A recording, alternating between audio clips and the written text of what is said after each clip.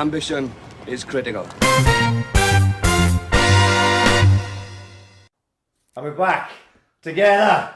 Chin chin. Oh fuck, hang on. Yeah. Oh, that one's open. Yeah, So I'm trying to drink the one with the fucking top on it. It's been a long... I didn't even realise till you said the other day that fucking hell, we generally haven't seen each other for... Well, since March. So I was looking at it the other day that I think it was March... JRS, right? Right. It was about March the 12th, something like that, to now. So, you know, it's a good, what, April, May, June, July, you know what I mean? You're talking 4.5 months maybe. I think because you speak to each other most days on like WhatsApp, various WhatsApp groups and shit like that, we don't talk, we don't phone each other much regarding the podcast. We just fucking, you know, pretty much... Just get on with it, like. Yeah, we pretty much wait till a Thursday till we talks about anything podcast-wise, isn't it? But we talk to each other every day, you know, if it's a couple of sentences, you know, and then you don't tend to realise then that actually seeing each other is like a, you know, is like a non-thing. It's fucking crazy, isn't it? It's weird. Like you say, because we're constantly in contact, WhatsApp, giving each other shit, and messing around and fucking, but that's the way everyone stayed in touch with each other, like, of course, yeah. But thanks fucking God for things like WhatsApp, you know. And actually, like, seeing each other. Like I said, last week I went to the Mansellton and my missus and Adams came up. I hadn't seen Lee, you know, same. And it was like, fucking hell, you know, I've seen Louis once. Yeah. You know, since then, you know, the boys that I see regularly, you know. And it's weird, you know, I know it was weird, driving over here now. Like, obviously, I spent 8-9 weeks not driving anywhere, right? I literally would drive up Cretan to buy fucking cans and drive back my house, right? And that was about it. And then I started a new job where I'm constantly in West Wales. So I'm not driving in Swansea, right? I drive up to the depot and I drive down the M4 to West Wales. I does all down there and then I comes back, right? I'm not even driving in Swansea. So I'm driving over here now and it's like the first time I've done it for 4.5 months. Yeah. And it's weird, it's like re-familiarising yourself with fucking everything. It's like, fucking hell, this seems like forever since I fucking done this. And where I used to do this at least, you know, every week, once a week. It's strange fucking... everything's fucking strange, isn't it? You know what I mean? But I'm glad that we decided to fucking do this way. It was a great show. Don, like, we fucking just had me saying, yeah, phone was normal. And then Donna went, why don't you just fucking come over here now for the last one? And I went, you know what? That's a fucking great end to the fucking, to the, like, season. We calls it a season, you know. Because we're Sopranos fans, that's right, and everything's a fucking season. Everything's a season, you know. Listen, we got Big Zeddy, you know what I mean? I'm giving him an old jacket. It's the jacket! It's the jacket. Yeah. Me and Maxine's been back and forth in Sopranos, Port Tobin. She loves Richie Aprile, so I give her the old, it's the jacket. And Lola let me back with it, you're flexing. Fucking brilliant. I'm up to date now on Talking Sopranos. Class. What do you think of this week?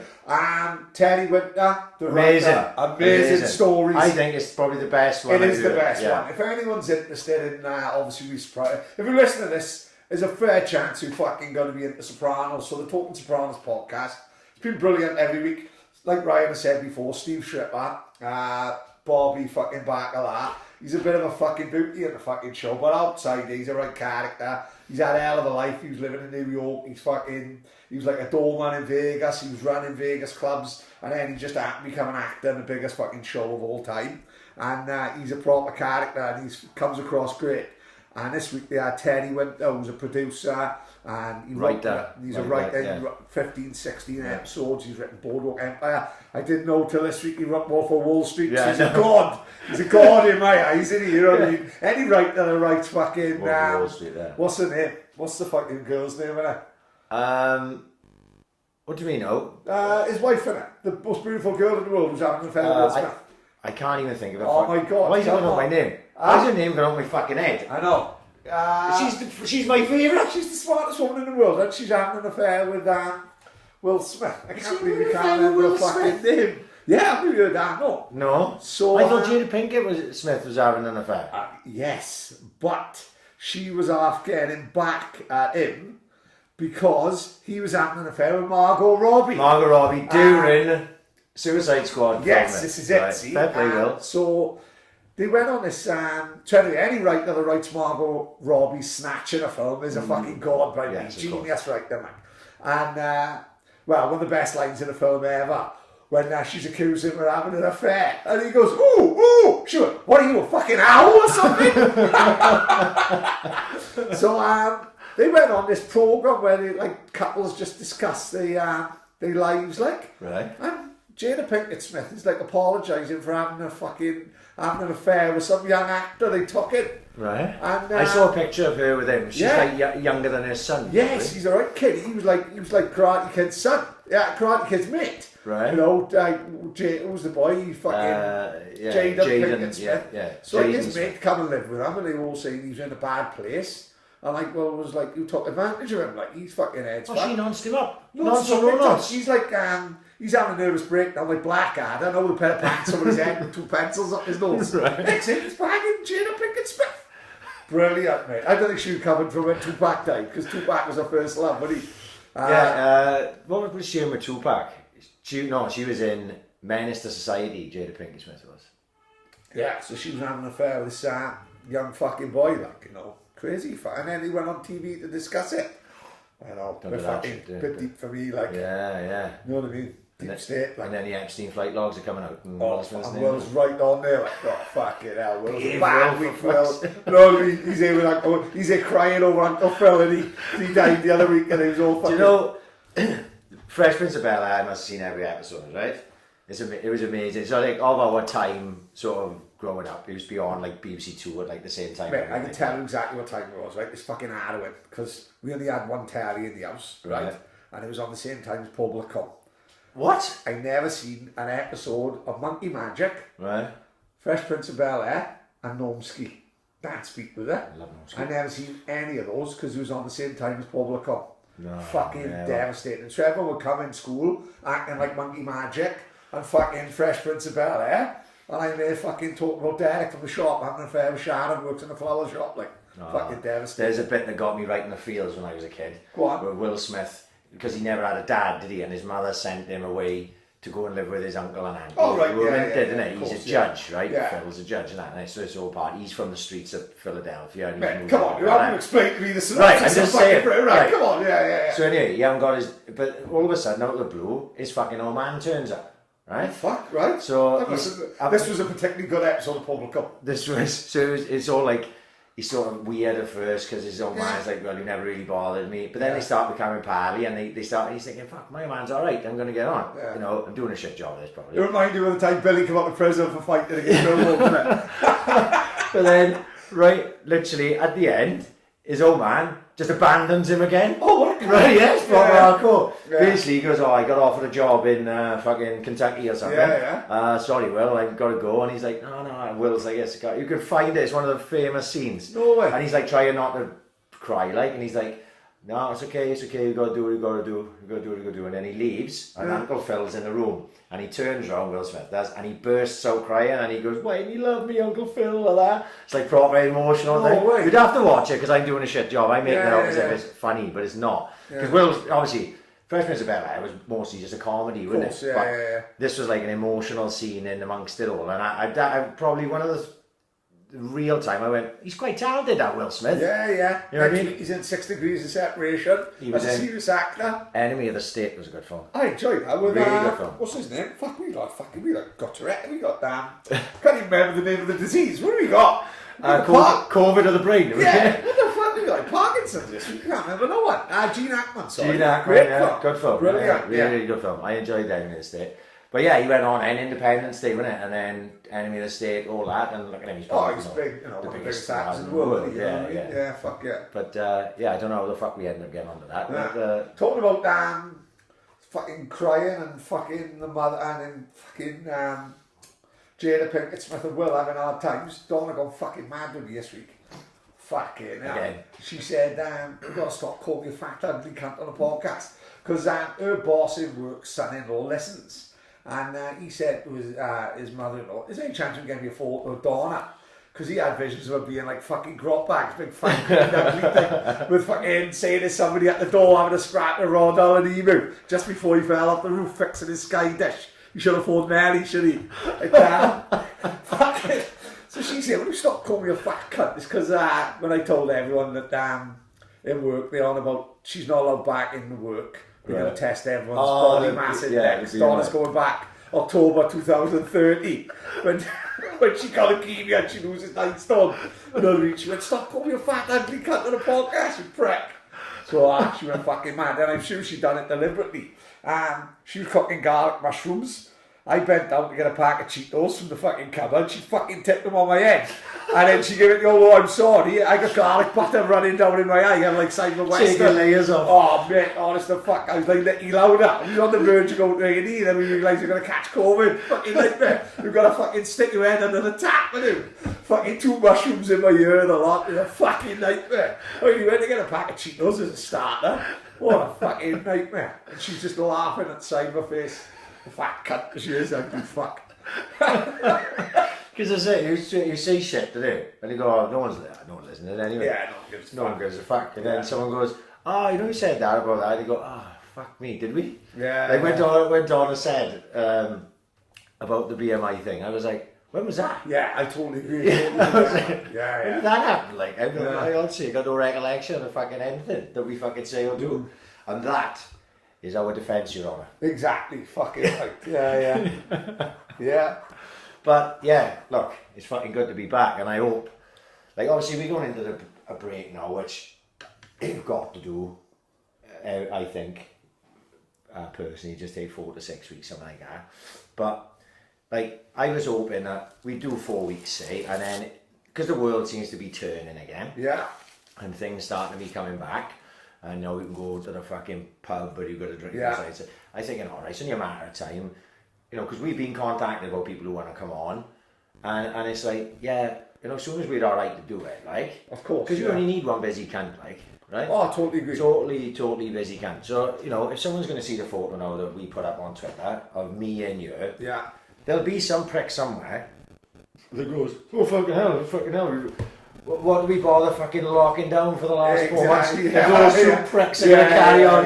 Fuck exactly. off, you don't. Fuck. I'm in a fucking demo with 200 boys in a day, so is Paddy. Like, what the fuck? Fuck, I think we are like that. I think we will be alright.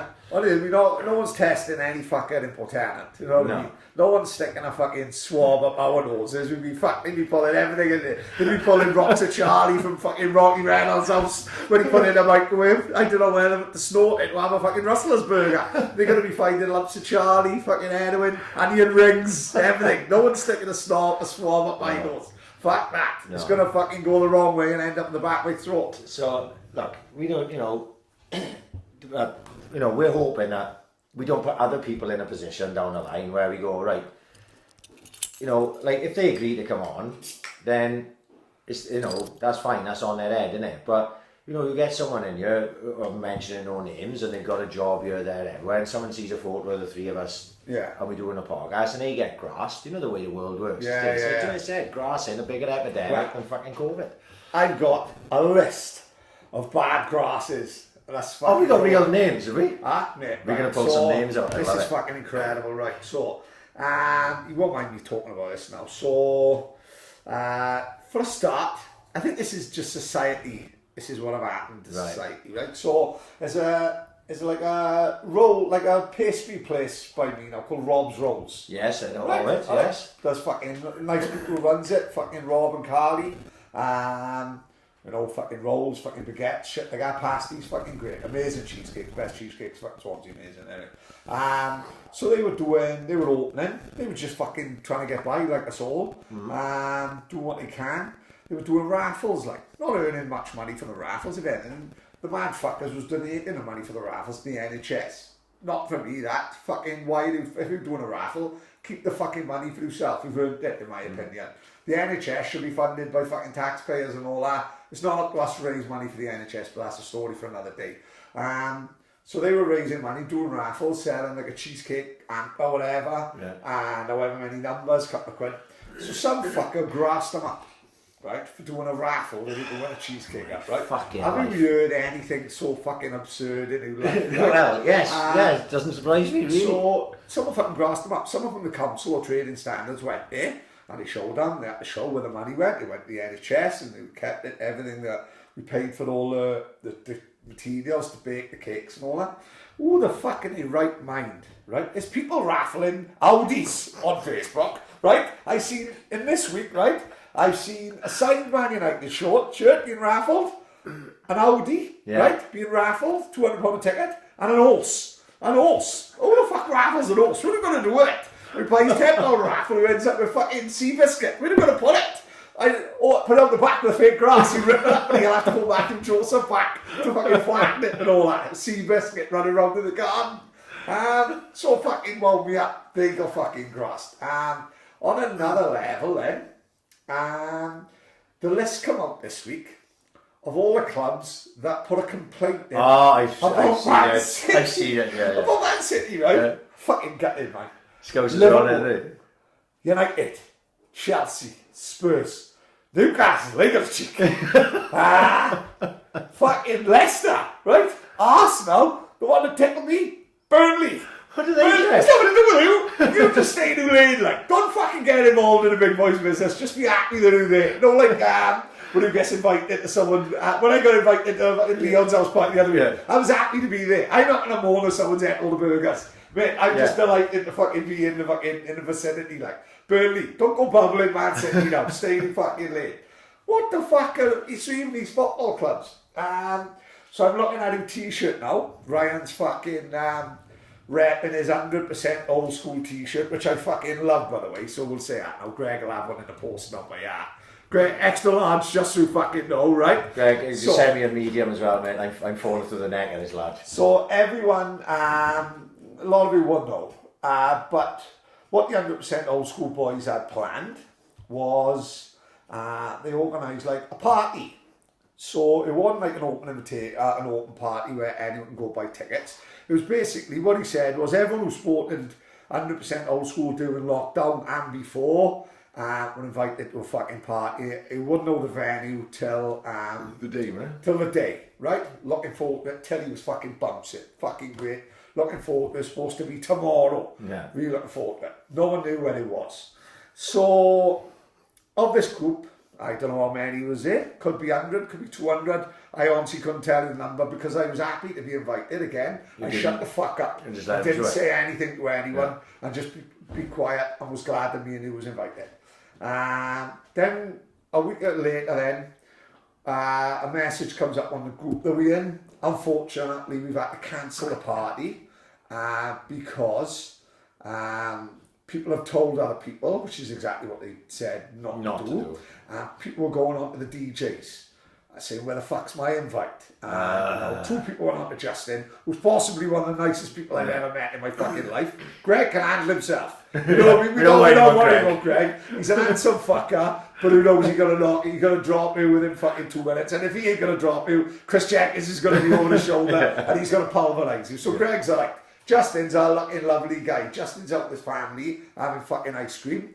And fucking people are going on and saying, why haven't I been invited? Shit. If you haven't been invited, shut the fuck up. Yeah. Then Greg's having messages at fucking 3 o'clock in the morning saying, why haven't I been invited? Again, he went, this isn't worth the hassle. We cancelled it.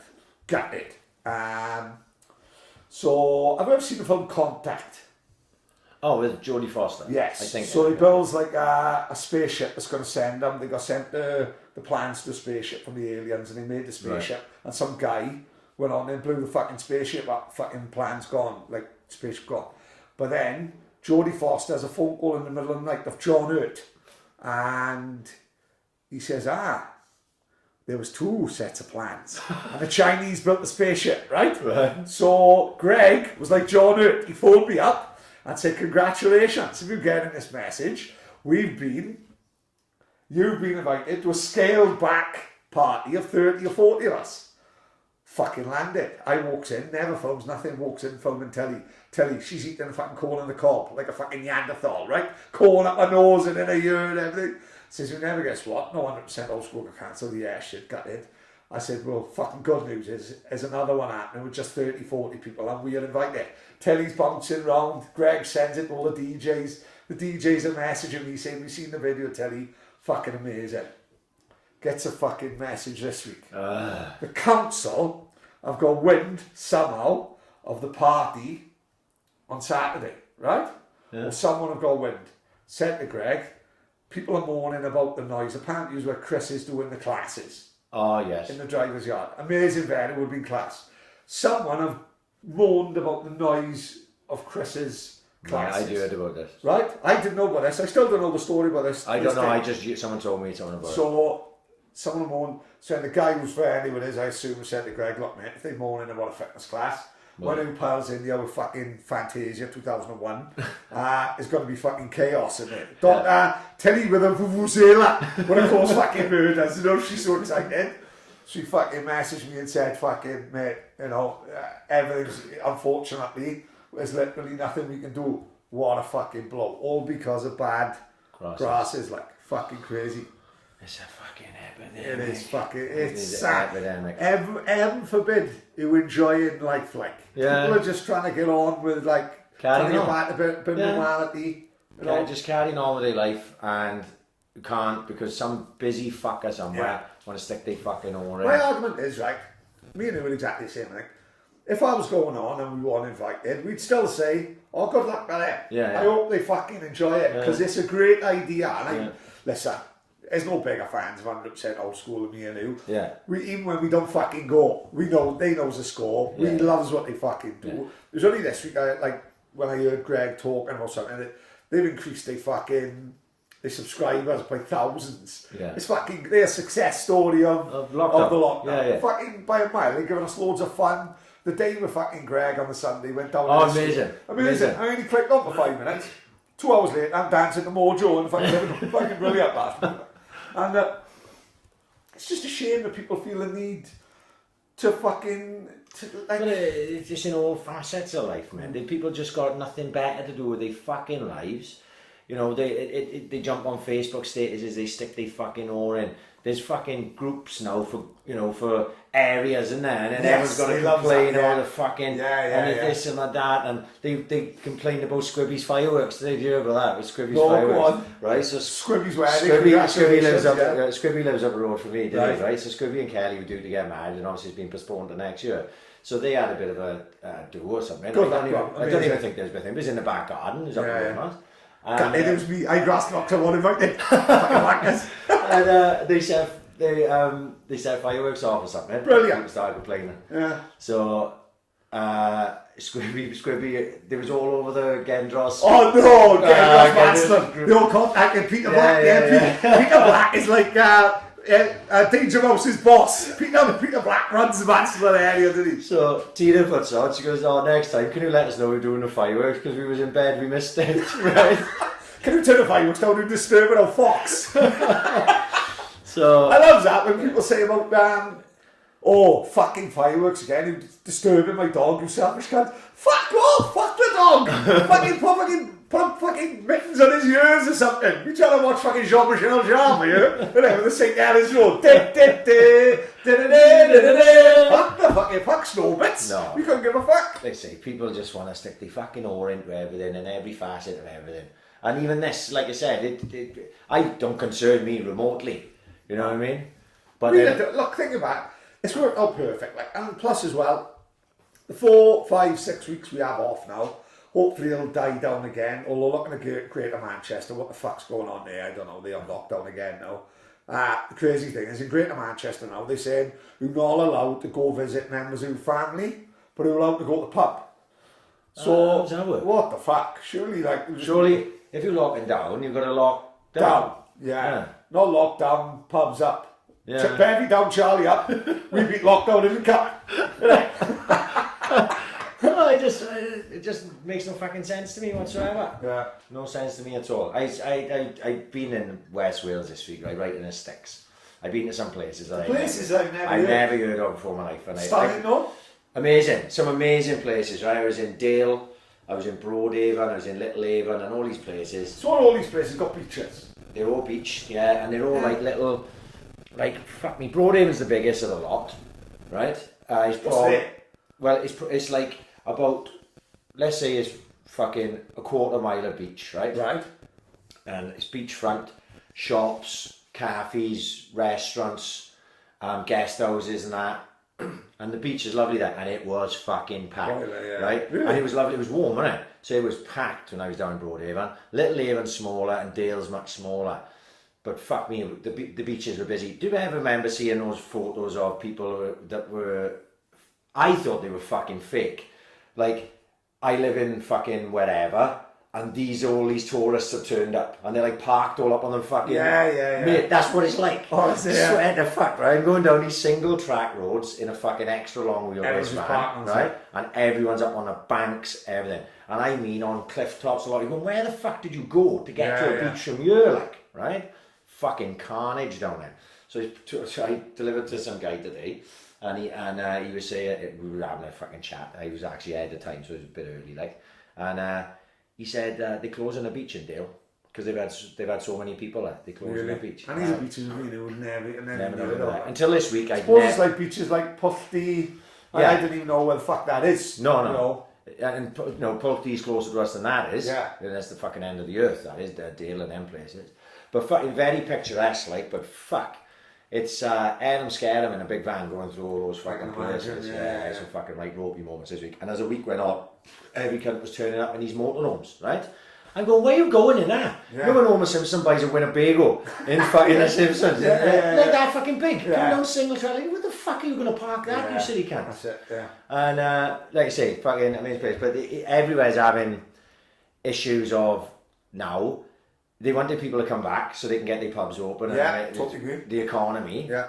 And then the locals are going, oh fuck me, we don't want all these tourists here right now. And can't win, it's like a fucking, it's like a battle. But some of these places I was going back, they look fucking lovely, and it looked really nice. Like I'm grafting, sweating like fuck. Yeah, of course. And I'm like, fucking, I wish I was sitting out here having a fucking pint of offshore with you fucking. There was it was like there's a letterbox on the old from Caswell going up to Merton Way.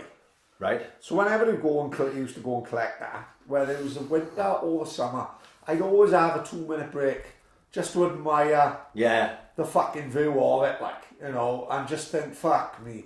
And I'm the world's worst. Tilly hates a fucking beach, Donna go to the beach. I don't make the most of what we got on our fucking doorstep, like, you know what I mean? We fucking really don't. I always would have 5 minutes just to think, oh my God, we got a great place. Mike Thomas has been on holidays this week in Cornwall. Mike Thomas, old Swansea football boy. And mate, the beaches are fucking turquoise. The colour of that. Yeah.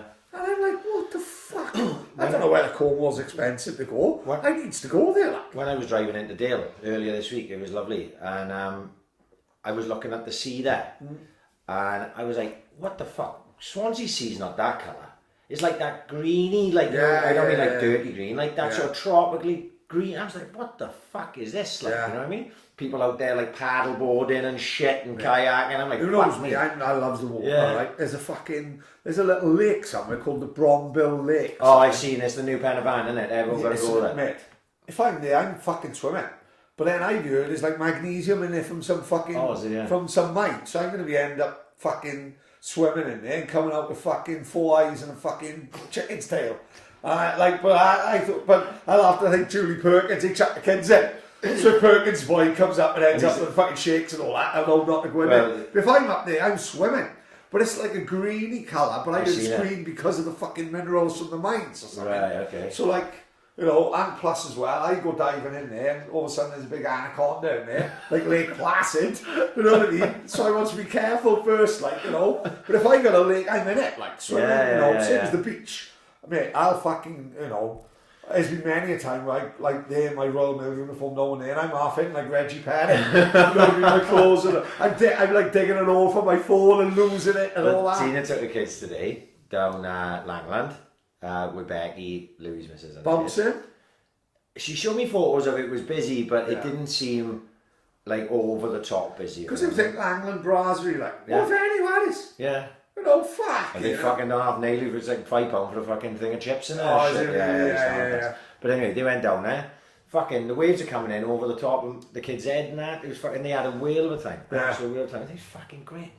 Oh, there'd be some twat going, oh, fucking, this was happening in Langland today. No social distancing. Yeah. There was 1.8 metres between those families, but there. I seen a kid from Gendros leave a Kit Kat wrapper. Yeah. Fucking chaos in names and shames him and everything. And gets suspended from school a lot, didn't he? Just fuck off, like. Yeah. Just fuck off. Just look, if you want to make a choice, and I said this in the fucking start, what annoyed me as much as anything, I'm not going to get it up about fucking coronavirus, we've done enough of that.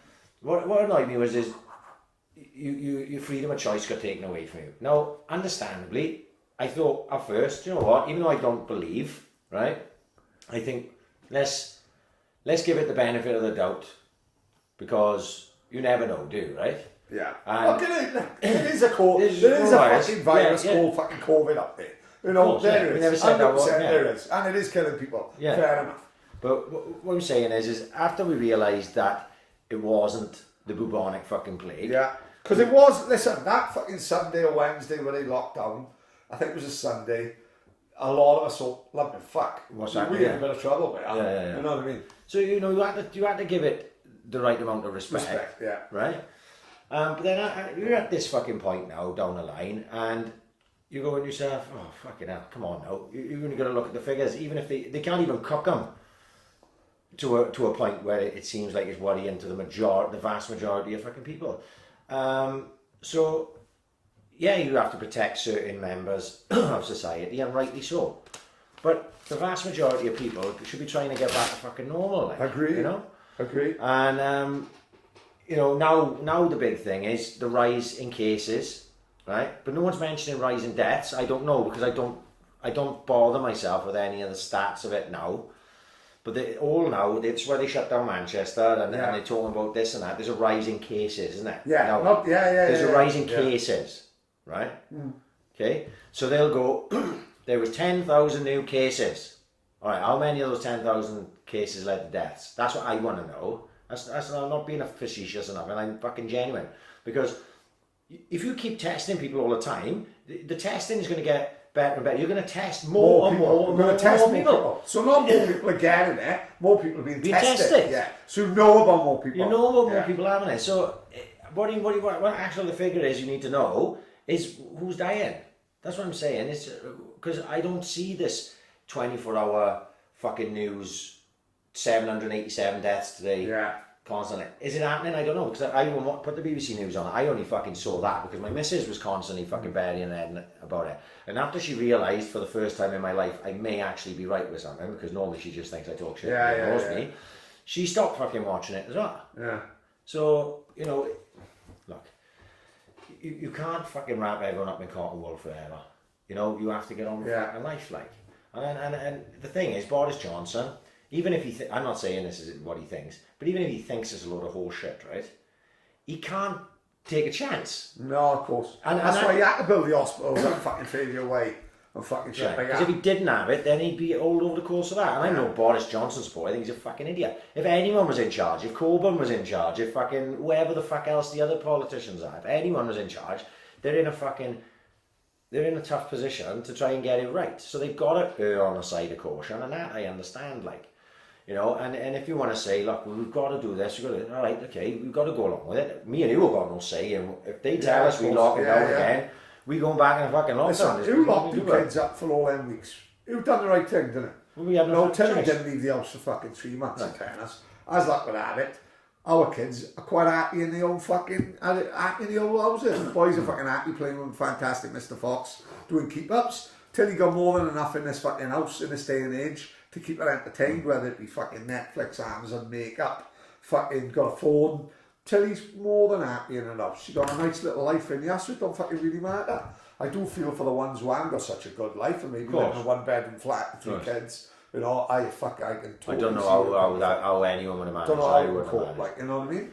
But, like I said, all these numbers, like, we listen to the news saying, every single person in the country, 1 in 14 people will have someone connected to COVID. Yeah, we'll have someone connected, whether it be a friend and all that. My boss at work at it said it was a violent case of the shits. He said he was spewing, he was fucking shitting. He said he was ill. He said a few days later, he was gone. And this is the thing.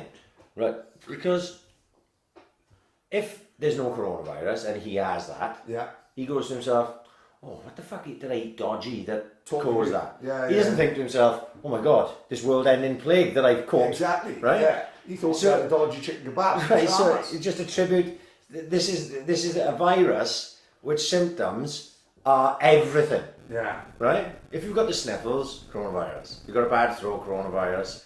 Loss of sense of smell and taste, coronavirus. You've got the shits, coronavirus. This just sounds like a normal Sunday for me. I had all of them. And what did we do? We didn't stay in bed. We got like something. We went back on the Brumalin. I know me. Colin was selling us fucking 2 bottles of red wine for £6. We didn't give a fuck. Coronavirus. There's a fucking coronavirus. Colin, he was like doing Yowza. He was curing people of the coronavirus in 1998. Really, fucking hell. Fucking ridiculous. I know. So What did the New Zealand Prime Minister, and maybe you'll know a bit more about me then, did New Zealand get it right? Or is it because New Zealand are spread out? I think then someone told me then that New Zealand's small and compact. It's Australia that's fucking spread them. I genuinely would have no idea. You know, Australia obviously, large parts of Australia is completely in a bit...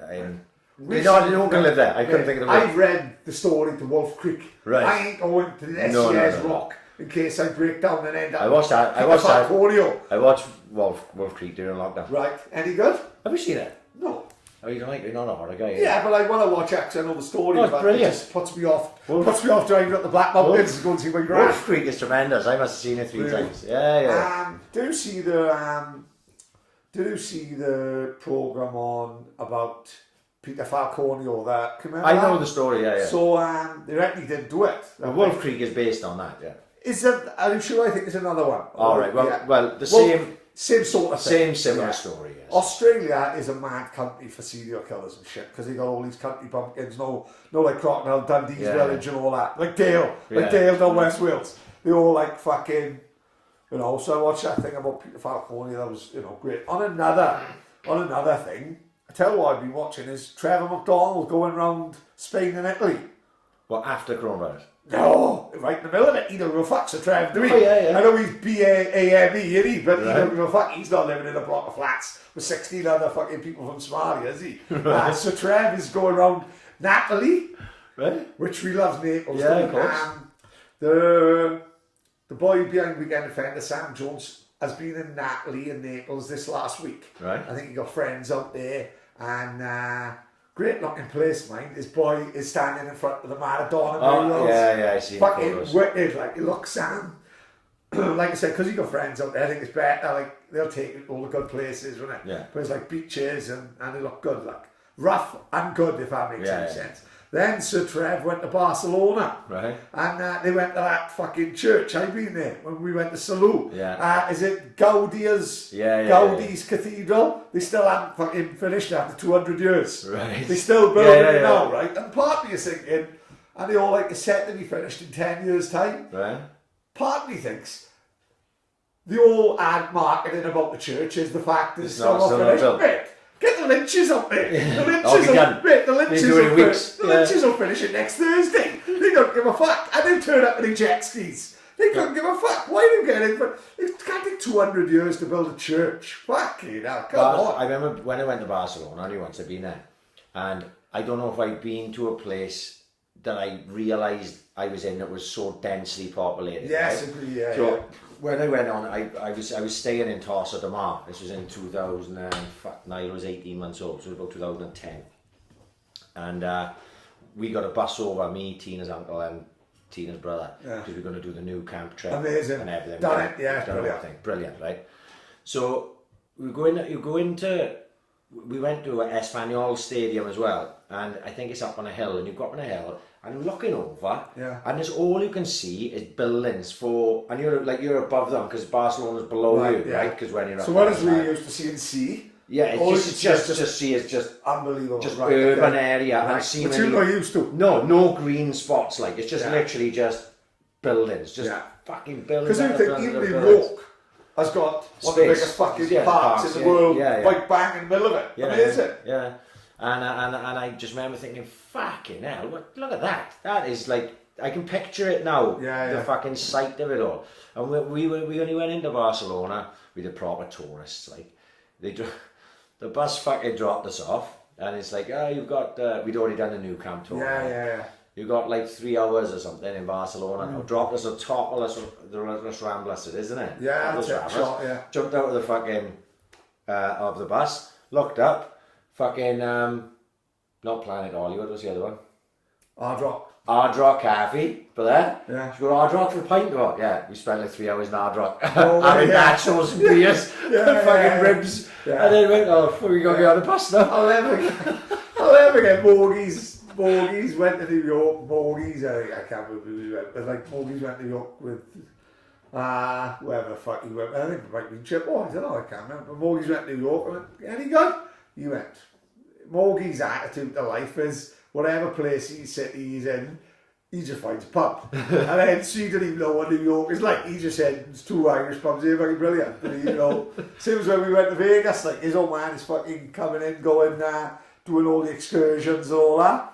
And we were just fucking sitting in Tony Roma's having steak and eggs for breakfast. We didn't go and see one site, like, But we always did that on holiday though, didn't we? Because when we were away, we had like our little run of pubs. Like even if like every single place we went. Unbelievable. I used to think was we the only boys like that. I don't know. Because we didn't fucking know if we had a pub. Look, in fact, we were treated like the Queen Vic, were we? We wouldn't go to any other pub, would we? They'd love us because...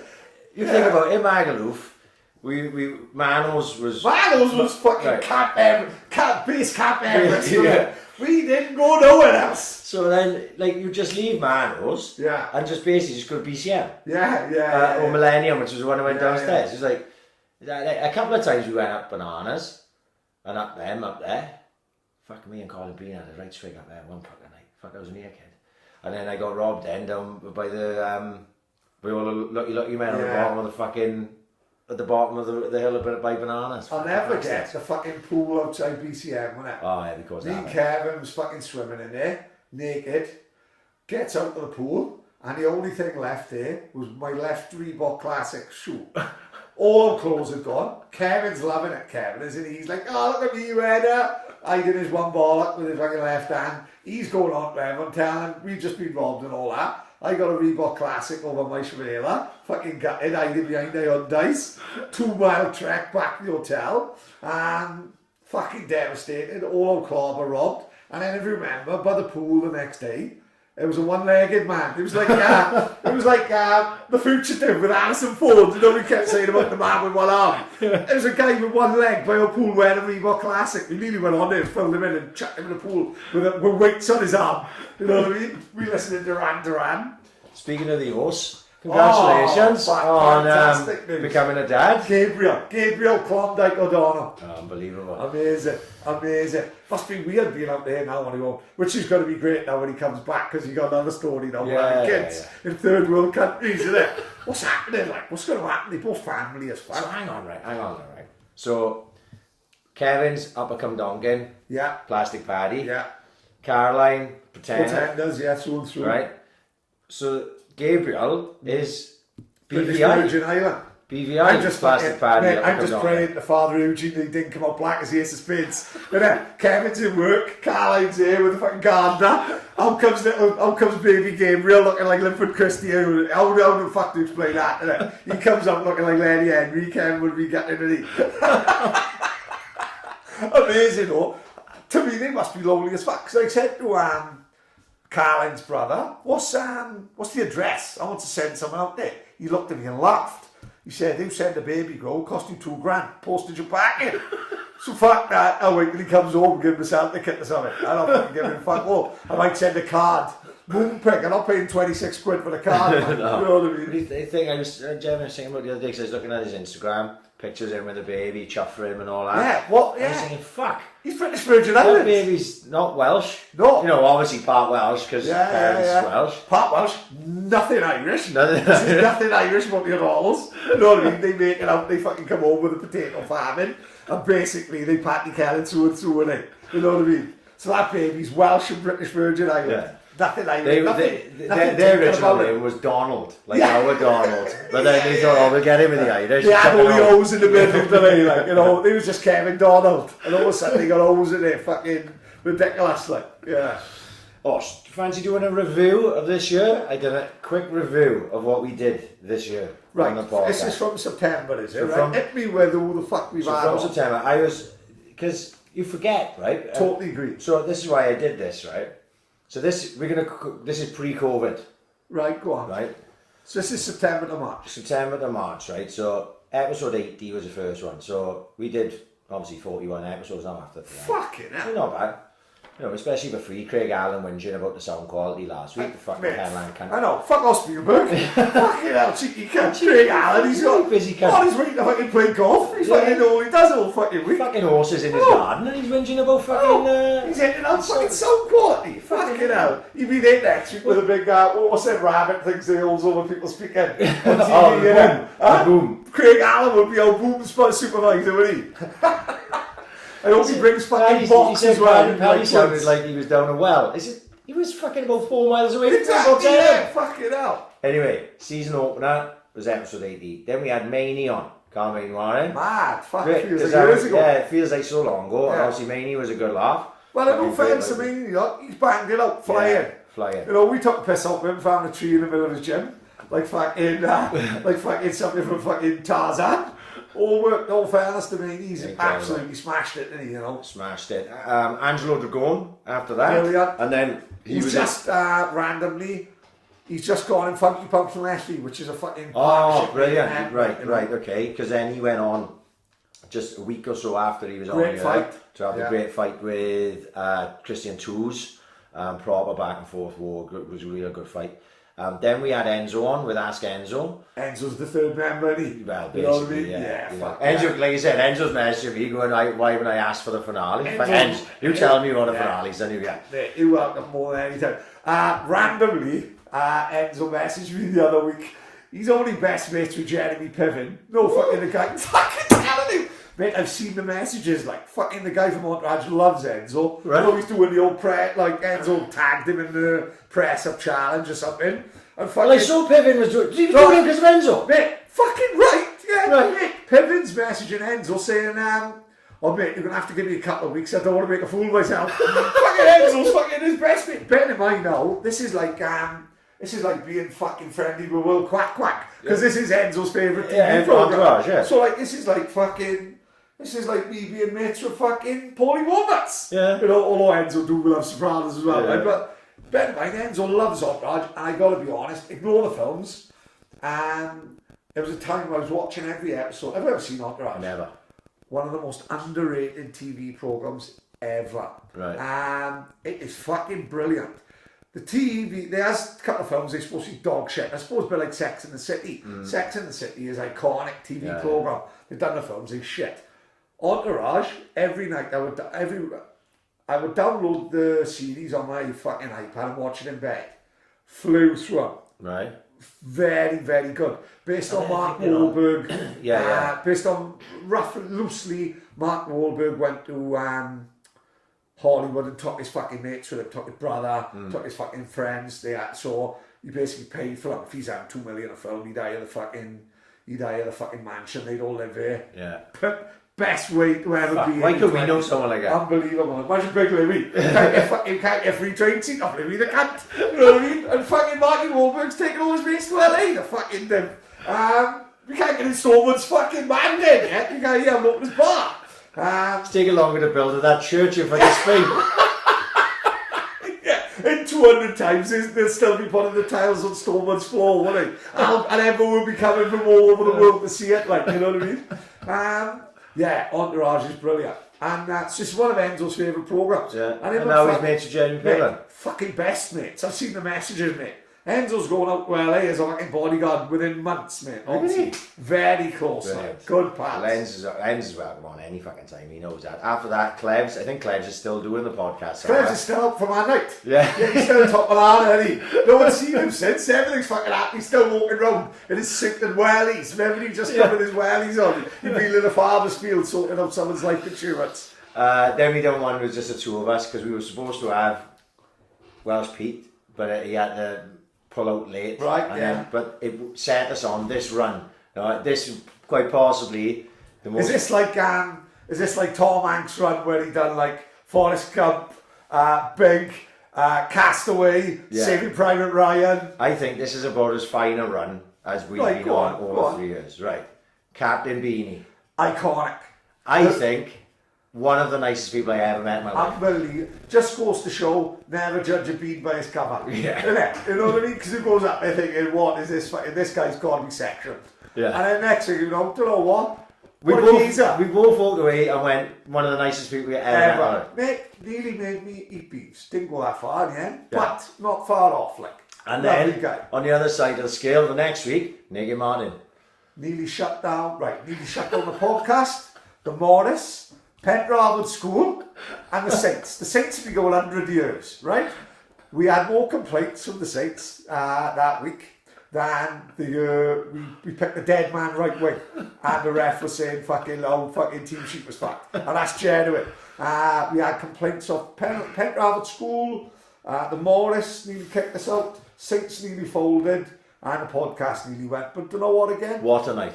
What a night. And- Went down in history. And he was a nice guy as well. Listen. Outside of the character Naked Martin. Yeah, let's he's say. a lovely guy, yeah. Don't get me wrong, he gets excited, doesn't he? Yeah. In here, lovely fella. Yeah. Up the Morris, Wild 2 pills on the head. Wild Next man. thing he got a bottle of Kronenberg up his death and done. He didn't give a fuck. He did he? didn't give a fuck. But what a great guy, like. Yeah. And out partied me and you for fucking. Oh, easy banded us. my Yeah, Lord. fuck, yeah. Unbelievable. He was heading on a fucking table. I had to pick Oh, him it's up for him in a fucking taxi. yeah. Naked Martin wants to go to skate. Fucking, I'm in the house dreaming of scoring for Liverpool in the FA Cup final. Fuck that. After Naked Martin, we did finally get Welsh Pete on, which Great, was fucking amazing. brilliant. Then it was the 2 of us before the Cardiff game. Then it was 2 of my favourite people. Again, we could do hours upon hours with these easy Daniel Earl and James Lilly. Oh, every week. Which was just before they had big fights coming up, and I think James had John Winner, but didn't he? Yeah, that's right. Yeah. Again, 2 people who have every week. Easy to get on with. Not even have to plan much. Just crack on. Then, arguably, one of the biggest ones we've ever done was Kev Johns straight after. Amazing. Again. See, so let's say going on a run like this where We haven't had one wanker mind yet. no, well, I'd like to fucking think not. Kev Johns, amazing. Like, I was thinking about Kev Johns. I don't know why I thought about that today. I was driving home from work, and I don't know why I thought about Kev Johns. And I was just thinking to myself, it was one of those moments, like I said, with Leon Britton, when we were in my house and Leon Britton was sitting like within a foot of me, I was like to myself, that's fucking Leon Britton. And the same type of thing I had with Kev Johns. Yeah. Like, you know, I was like, fucking, how was Kev Johns on the podcast? Yeah. Have you ever listened to the fucking podcast? You know? And like you say, And he's mentioning us on Swans himself. Yeah, and then- probably don't really want my people's grandmothers listening. No. And then he said something like, best thing I done last year. He like tweeted to Really? us, Oh, yeah, thanks. he's fucking, but best thing I done this year or something. It was obviously whenever it was. Kieran Gibbons after that, which I thought was brilliant because we talked about all the Palestine stuff. amazing, And everything. It was fucking amazing. Kieran now seems to become the 3rd member of the TTLO. Yes, on that's right. TTLO all the time. Him and Bushby best mates, isn't it? Oh, Fanny yeah. Bushby. I refuse to use Bushby's name on this podcast. Dan with an E, I'm just going to call it from now on. He fucking hate that. Obviously, second time Chris Ware was on, fucking brilliant, Yeah. easy. Like you say, I think we banged out another 3 hours on that without fucking thinking. Then the hosts come in. This was the first podcast of 2020. It was Kevin. 'Cause No Kevin way. was on for Christmas. Of course if he you remember. was, yes. That's And right. I think we were actually due to have like another week off. Yeah, and you that's said, it. fuck, Kev's We got back, it, we got to yeah, do yeah. it. And we did it, easy, brilliant. Straight after Kevin, Brett Johns, again, another one who can just go Come in and out easy, whenever he wants, like. no problem You know. with Brett. And Brett always gets, like, we get a consistent flow of numbers, like analytics wise, and when Brett comes on, it's always like a jump. You know? Is it really? Yeah. Brett is like one of the most popular. Yeah. I think in the top 5, Brett's 2 podcasts. Really? in Is the that top right? 5, yeah. I think he's 3 and 5 as it goes. Then it was just the 2 of us. Then it was my old man, which was obviously special for me because of course, it's like, yeah. it's like Especially for both of us. both of us, yeah. And I think like, because my old man, obviously he's listened to all of them. He'd be listening to this now. Unbelievably, the other week we were talking about Swansea singers and the rocking Elvis and the rocking Sick and all that. And I couldn't fucking again. Alzheimer's kicked in, fucking, and the old man messaged me the next day. I fucking forgot again. Peterson. No, rocking Gwyn, you prick. He said. Oh, rocking Gwyn was where I just couldn't get out. Like, right. Yeah. So that one, like they say with my old man, it's been mad doing a podcast with your dad, like, but massively popular. One was like, obviously I was expecting it to sort of do well, and then it just went like beyond what I thought. Straight after my old man, then we went to Jack Shaw's gym, which was fucking another brilliant moment. And we'll be back up there for a couple more. Yeah, and when you meet someone like that, and you realise he's sound as fuck, Jack Shaw, as you come away and you go like you anytime you meet someone who you're sort of a fan of, or you've got a respect for in a certain way, we'd be lucky in this case because we've not had to deal with this yet, but you meet them and if they're sound, I'm chuffed that they sound right. I'm like, oh, I'm fucking glad Jack Shaw was everything I wanted him to be, right? You know what I mean? He was like us, just a younger fucking version of us, and just, you know, fucking, it was brilliant. Really enjoyed it. Then obviously we had the fucking two boys from Pastel who were fucking brilliant. Were absolutely brilliant. So the fucking lockdown, fuck them. Fuck Pastel, yeah. I hope whatever happens, I literally on pins, I can't wait to go and see them. Yeah. And have a night. I had visions of them down there. We've been fucking in the bar with them before and after. Oh, it's 100% that. I don't give a fuck. When Pastel eventually get back, we can't wait. Go that's one of the things I'm looking forward to the most. And you know, that was episode 99. So then obviously episode 100, fucking huge. You know, James Thomas, obviously, and Thomas Todd as well.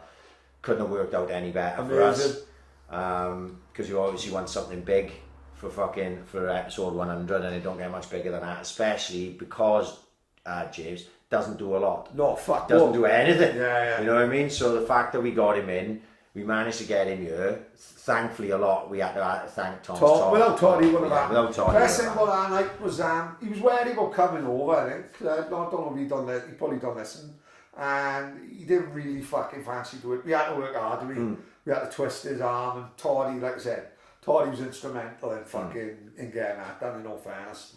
And on the way out, James went, oh, I've had a good laugh tonight. I'm glad I done it. And I was like, that was enough. That was the equivalent of fucking winning a fucking Grammy. Like, that was the fact he said that's more than enough for us. Like, you know. And that's why when people have asked me, like, why didn't you do the Zoom? You could have done the Zoom chats and shit. Yeah. And what you're saying there, that's what I think we'd lose on the Zoom chat. I think, like, the whole part of making people feel comfortable is I'm sitting by you, and at first they're nervous and they warm up into it because they start to realise after 10 minutes we just fucking two divs having a fucking chat, like, and it's not like, so Mr. Thomas, exactly. Right? Like Jack Shaw said when he put on Twitter, and another amazing compliment for us. Jack Shaw does podcast shows all the fucking time. Very in demand kid, very talented. Yeah. And what he said on the podcast was when BBC Wales come over and they literally didn't know anything about MMA, like, so he was giving it, what's what is UFC? You know, they thought UFC is the sport, and you know, listen, they were disrespecting him by not doing a research. Fact, don't know what. Yeah, I didn't like to say that, but show the kid the respect he deserves. Don't just turn up, because we don't. No, we don't turn up fucking empty-handed as much as it sounds like we do. Sometimes I might, but they certainly don't. You know, and fucking give the kid respect he deserves, like. And then so he's used to people, you know, coming over, and maybe then the MMA like nerds, they would be different as well. They would be like they'd be more. It would be just be flat out MMA and stuff. Where we were just having a as chat. Interested in his life. And he put on Twitter then, it's probably the most enjoyable podcast I've done. And I'm like, again, fucking. And then when his old man commented and said, "Oh, I enjoyed that," like, and then we wrote him in, you know. Yeah. And like you're saying about we could have people over Zoom and on the phone and all that. It's different from me and you. We got 25 years worth of friendship. We can do over the phone, we can do with smoke signals, you know what I mean? Yeah. We can fucking talk through a wall with a cap and a fucking string. but I don't think we'd be giving people the best experience that we could give them over the phone and all that. Like Oban Elliott is one on our list, like, and Richard Shaw's on our list. I have no doubt, and Sam Jones. Yeah. You know, I have no doubt we'll end up the valleys again. You know, but this is the way it was meant to be. This is the way it's been. You know what I mean? So for us to do that over Zoom, like, obviously I've seen how it can work. You know, I've seen what the TTLO had done. I've seen what obviously we were on 100% old school. Yeah. It works, definitely. Of course, But I don't think for what we do, it's not the same. I don't think it would be the same for us. I would rather actually genuinely meet those people anyway. I agree, Because obviously, like we said, we just a couple of chances. No, exactly. The whole fucking thing is about meeting these fucking people. So, go having a day up the fucking the show gym. Right. So there we are. So after that episode 100 was Ricky Wright, the Battle of the MCs. Brilliant. Great laugh, Ricky Wright. Did you see the video you posted this week? No. The video of him meeting Buffalo Oh, Joe Rogan. yeah, I seen it. Sorry. Brilliant. Ricky's doing a moonwalk, everything. Joe Rogan nearly had him on a podcast. Ricky Wright will make friends everywhere, let me tell you. You know what I mean? And then this is where things started going tits up. Not for the podcast, for the world. For the world. So Josh O'Connor was on an episode 102. Great kid. Great. Loved him. Prospect. Real big prospect. Another one who lockdown would have affected his career. Yeah, exactly.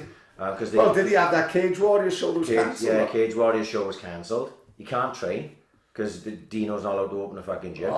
So, you know, look, stuff. So that was March the 12th. I noted this date down, right? It was March the 12th was that start. And that's when I came up with I did the little breakdown of stats. Right? Hashtag fuck the stats.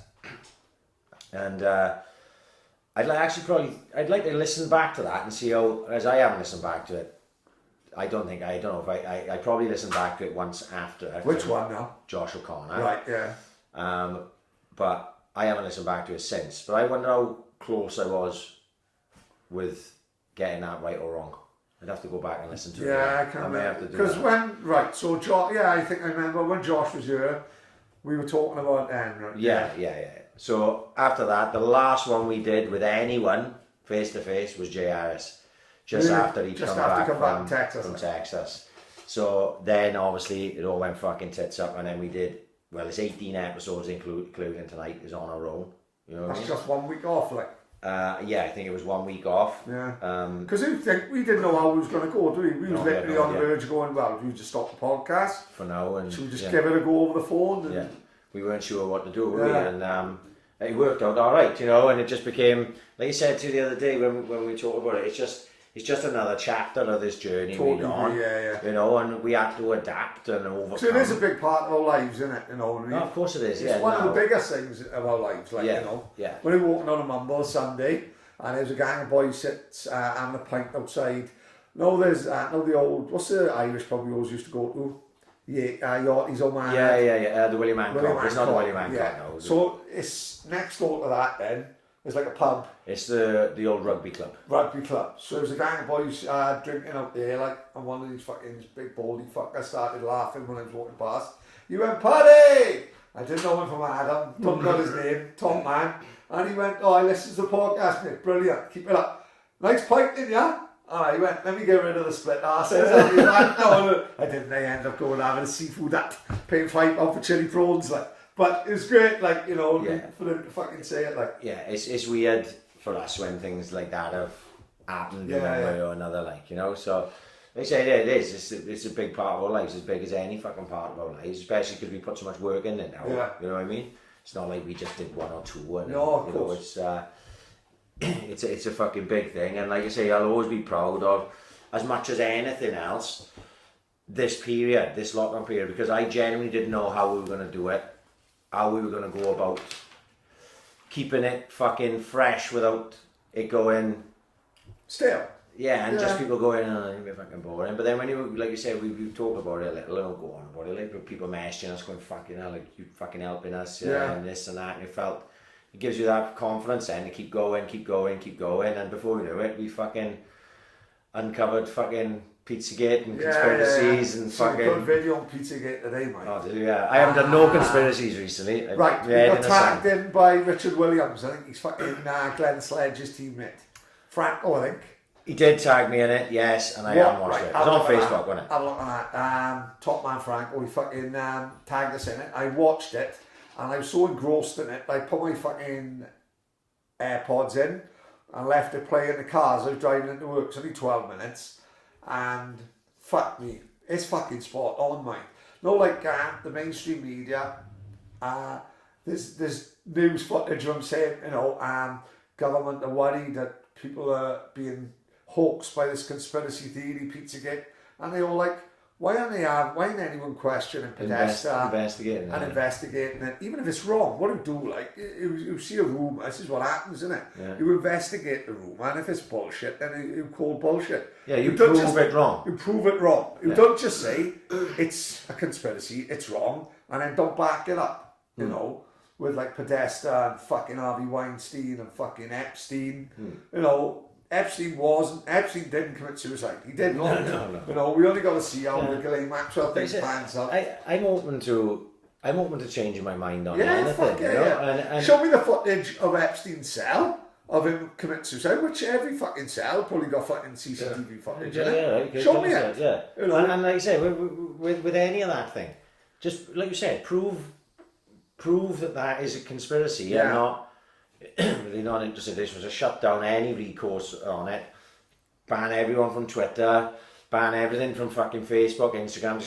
But then all that does is add fuel to the fire that it's a conspiracy. All you got to do is prove it wrong. Like. It's simple as that. Like. Don't just like say no. And when you tell Pizzagate on Twitter, you are violating our rules and shit. Because you're like, what the fuck? Yeah. There's no such thing as investigative journalism. But if you watch that Out of the Shadows, which that's the only bit I saw of that video. I clicked on it and it was something. The woman who was a respected journalist, I say Out of the Shadows. She was a respected journalist, worked for the Chicago Tribune and all these different papers and all this and that. It was only when she started uncovering that did she get blackballed by everyone. So so why did that happen then? Yeah. So she's got photos of her working for this paper, that paper, and all this and that. But as soon as I started investigating this, I got blackballed and now I can't work anywhere, and they made me out to be a conspiracy theorist. That is a scary thing, that they willing to ruin people's lives, the innocent people's lives. Right, yeah. That's like Snowden, like Jeffrey Snowden, is it? Jeffrey, yeah. What's this fucking weird fuck? Weird fuck, man. Weird little fucking Snowden. Yeah, Snowden. Yeah, you're just known as Snowden. Yeah, so like... I haven't seen that film yet. It's fucking great. Reason I'm thinking about it is because... Rogan mentioned it on... Well, Oliver Stone was on it. Oliver Stone, yeah. So, Edward Snowden. Not Jeffrey Snowden, Edward Snowden.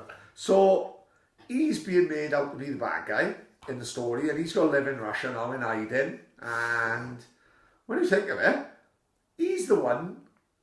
This should be the hero, He should be the hero. He's uncovering all these things and getting these things out in the open to say, well, no, what the government is doing is wrong.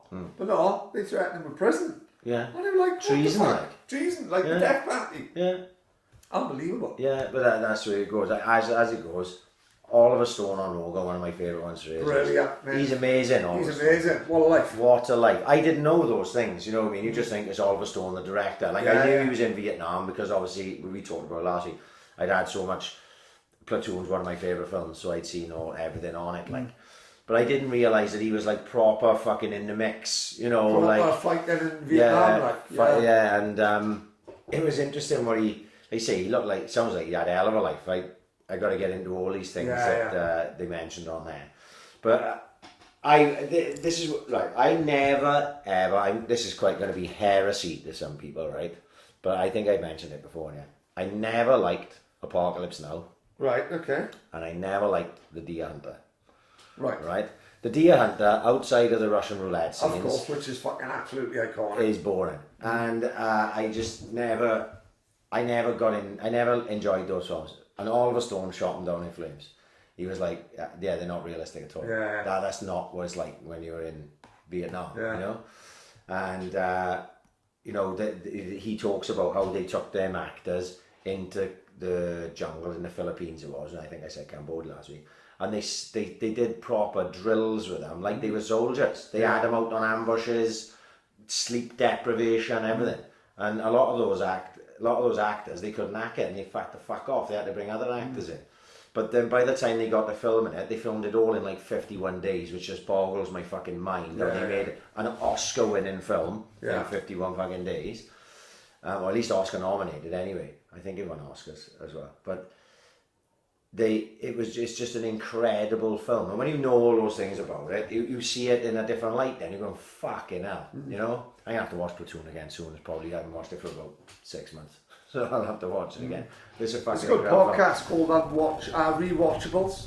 Oh, you were saying about it? Yeah, it's fucking good. They've done Platoon randomly. They talk about that. Francis Ford Coppola did Apocalypse Now, I think. Yes. And Apocalypse Now, skipping it. This is why he had to do Godfather 3, because he was fucking bladdered. Spent all the money on Apocalypse Now and another film which I can't remember. And they were saying, I haven't seen Godfather 3 fully. I have. They were saying like he employed his fucking daughter. They had Winona Ryder. And they had Winona Ryder for the role, and she's supposed to be perfect. She pulled out, she's fucking robbing some fucking shop or something. And they ended up giving it to his daughter, and his daughter's supposed to be poor actress in it, like, you know. Your films. When you think of how iconic 1 and 2, you know, maybe, I think 2 might be my favourite. But they both. Both incredible films. I watched them all, and the third one is, it just went on and it went nowhere. I'd have to watch it again. It's been years since I watched it, but no, 1 and 2 brilliant, but it just that one months ago. But I eventually have bought myself earbuds, and we mentioned earbuds.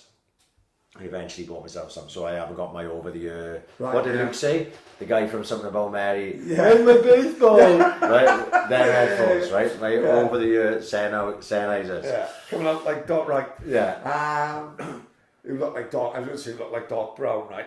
Best Back to the Future story for me, right? I'm not sure if I told it. There's a boy in St. Thomas, models himself on Kevin Smith, the actor. Right. Kevin Smith, right? So Kevin Smith, the director, actor, and he used to work in Odeon Cinema, right? And he treated it as his own cinema. Me and Donna walked past, and he was saying, "Are you coming into my cinema today?" You know, chill the fuck out, fucking Walt Disney. And so it was. He's a bit of a cat, a bit of a film. He's a bit like the cartoon comic guy in The Simpsons. Right. Yeah. Perfect example of him. Like. So it was. For example, say it's October the 15th, 2019 was the date Back to the Future went to the future. Right, yeah. And I remember everyone was calling it Back to the Future Day and all that. Jaws 12 was out and all that. So it was Back to the Future Day. And if you remember, they were showing Back to the Future in the Odeon 1, 2 and 3. So he was, he had a parcel, so I knocked the door. And he was taking fucking forever, like, and he answers the door, and he's in full Doc Brown outfit, and it reminded me of, you know, when Doc Brown like does something, smoke comes behind him. Yeah. So he was in his full Doc Brown gear, and I was fucking gone, mate. I was fucking expecting Libyans to come down Deli Street for the Dockers. I was fucking crying, mate, when he opened the fucking door with his glasses and, "Great Scott, Chickalot Smarty!" And it reminded me of the guy in fucking. There's a guy in Universal Studios just walks around like Doc Brown, and he comes around in character all fucking day, but he stays in character, like, you know, "Great Scott, Marty, where are you from?" And like, I say, Wales. "Where's that? Do you live in a whale?" And he's like, "Come on, where's the Foxy Master?" Dragging Tilly off, like, all that. And you got to be careful of that. Yeah, now it wouldn't be allowed after Geppetto got fucking, I told him Geppetto got arrested, and he in Hollywood Studios, like, him and fucking Pinocchio, like, fucking, "I'm a real boy!" His nose is growing inside the little girl's fanny, like, it was that was a classic. I've ever seen Shrek 2. Yes. Right, one, when he does the imitation of knights. Remember the film the TV series Cops? Yes. Where they done like knights. Yeah. Bad boys, what you gonna do? And they had like the TV guy as if it was a show, Cops, but knights, like, and there was all the in Shrek through the old down a well or something, and I don't know what happened. They got to make Pinocchio's nose, or they say something. to Pinocchio, they can't have his nose growing where they had a fucking bucket of water on the end of his nose. Say, oh, just make sure you make your nose grow. And he went, how am I supposed to do that? They went, tell a lie. They went, what am I supposed to say? Tell him you're wearing ladies' underwear. And he went, I'm wearing ladies' underwear. And his nose don't grow. Fucking genius. Stuff for the cartoon. Like, fucking quick, like classic, like, you know what I mean? Brilliant. I don't know where fucking went with that. No, I know. But no, I said I bought earbuds. Game changer. Different gravy, innit? Right, because I didn't buy expensive ones either. I think they're all exactly the same. They were like 22 quid on Amazon or something. And still good though? Class. Yeah. So that's how I caught up on everything. I'm up to date, talk with Sopranos. I listened to loads of fucking podcasts this week. And obviously I'd listened to Oliver Stone. That was the first thing I got on. Actually last week after we talked about it on the fucking podcast. Ben Shapiro I did first. Yeah. Which I enjoyed. And then Oliver Stone on Joe Rogan. And then I caught up on Talking Sopranos. And then I haven't listened to Jocko's podcast for ages. Jocko's on Rogan or his podcast? I listened to the one he's on Rogan was really good. Right. But Jocko's own podcast. Any good? Yeah, some of them on there. The Vietnam ones, which I talked about, are fucking amazing. With a guy called... Was Jocko, the guy was from Vietnam? Yeah, Jocko had a guy on there that had been in Vietnam. What was his name? Striker, not Ted Striker. Right. Picked the wrong day to stop sniffing glue. No, it was anyway, and this guy was a fucking maniac. Yeah. Behind enemy lines in Cambodia and stuff, special forces. I can't remember what episodes they were on, but they were fucking amazing. Anyway, I haven't listened to Jocko's podcast for ages, but I just decided now because I caught up with everything. I'm like, oh right, what the fuck? So I think right. I'd go on Jocko's and he got this new thing called Unraveling the Thread, and they were only like 55 minutes long because normally his podcast 1 hours like Rogan's thing. So it turns out that they're actually really interesting because it's him and another guy and they talk about like they pick a subject and they talk about so basically what he obviously he was in Iraq in the second Gulf War, right, as a Navy SEAL. And they talk about the build-up, the previous from the first Gulf War, how Saddam got into fucking power. Really? The evil of like Uday Hussein and fucking all this. It's fucking mad when you hear so it isn't Uday Hussein, it's son. Is that the one where he got that's a good film, yeah. So Saddam Hussein, obviously, he basically just took over, when he took over power, they reckon, right? This is how much of a brazen cunt he was, right? He took over power. He had a big meeting. I think they Bath separatists or something, right? Oh yeah. Right. Anyway, whatever political party he was in.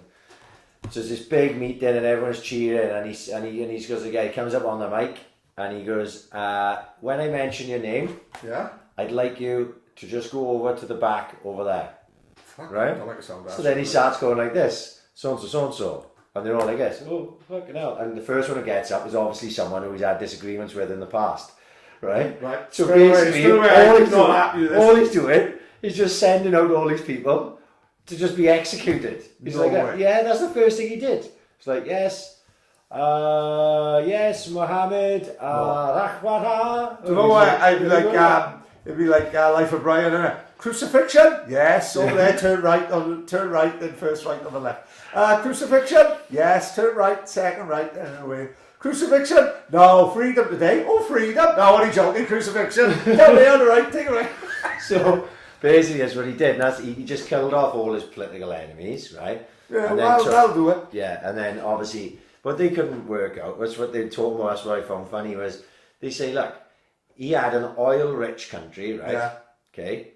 He was in complete power of his people, right? Yeah. And he still had to go be a cunt to other people as well, right? So then he just... So he could have had the greatest life. He could have just had the greatest life ever. He had the palaces, he had the women, he had everything. Everything, but he would just act the fuck with the Kurds and all. Right, so then he started going gassing the Kurds and like trying to invade easy up with jealous fucker. Yeah. Why can't you just be happy with the fucking puppets? They had like 8-year war with Iran, right? Yeah. And fucking all this atrocities. All the people were living in fear. They reckon that Uday Hussein, he is like one of the most evil people of all time, probably. Isn't it mad how, like, Saddam spawned that then, innit? Yeah. Like, how the fuck you think, like, he'd be like, fucking hell, look his mates, my old man's fucking crackers. No one used to go, fuck, my old man's scrapping with Chelsea again, innit?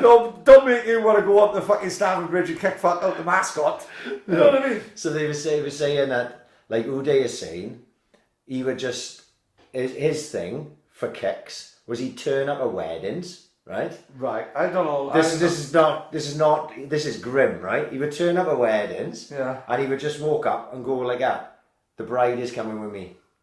I do see that. Yeah, and he would take the fucking bride and like rape her, right?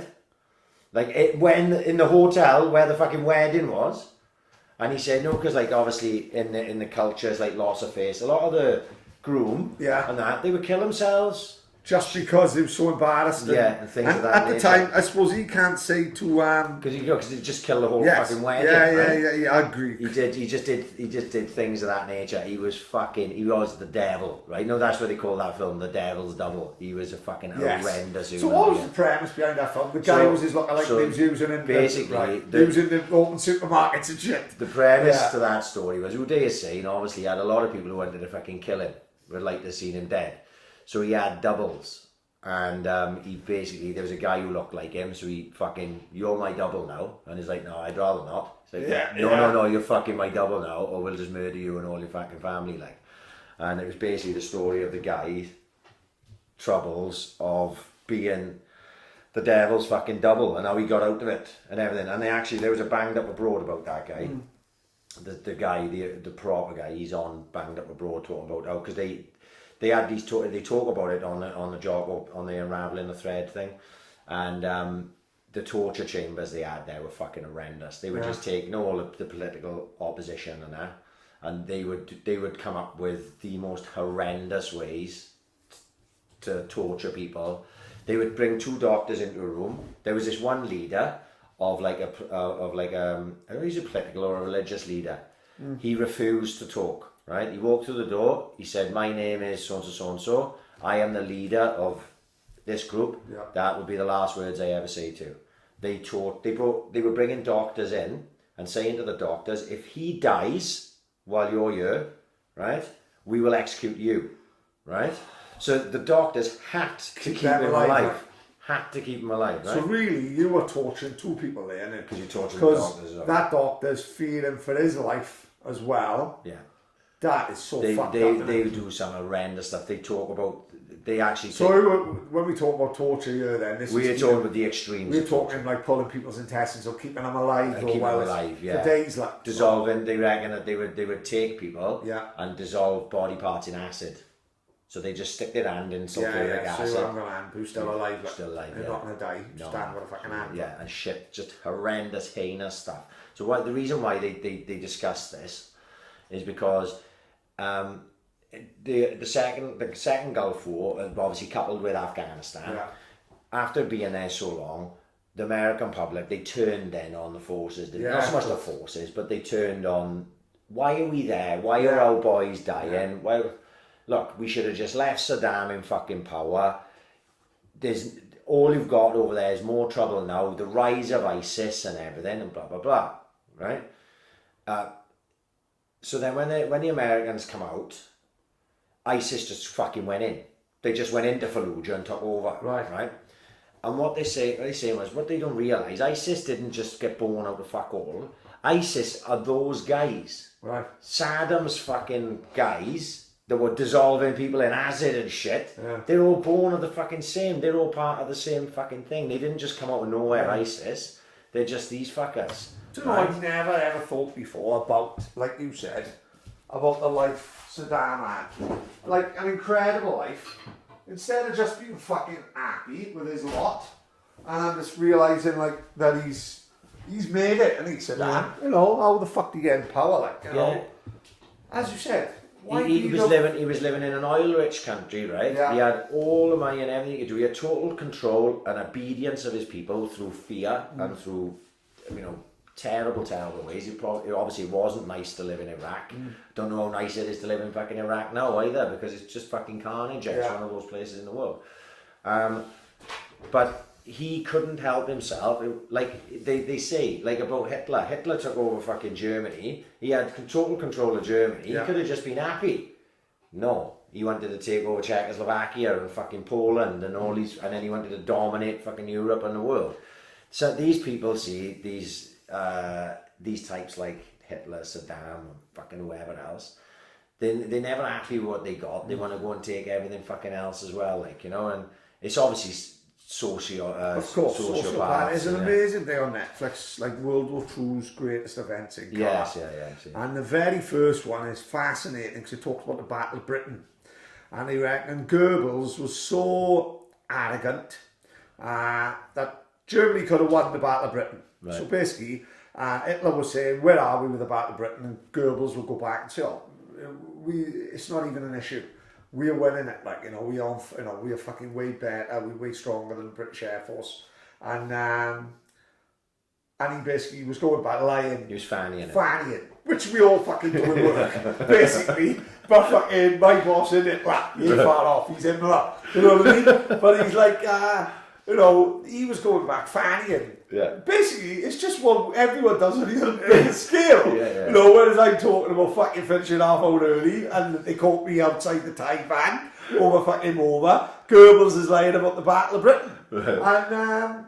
And he was saying Germany nearly fucking won. You know, it's literally a matter like a fucking something happened with the Luftwaffe fucked up.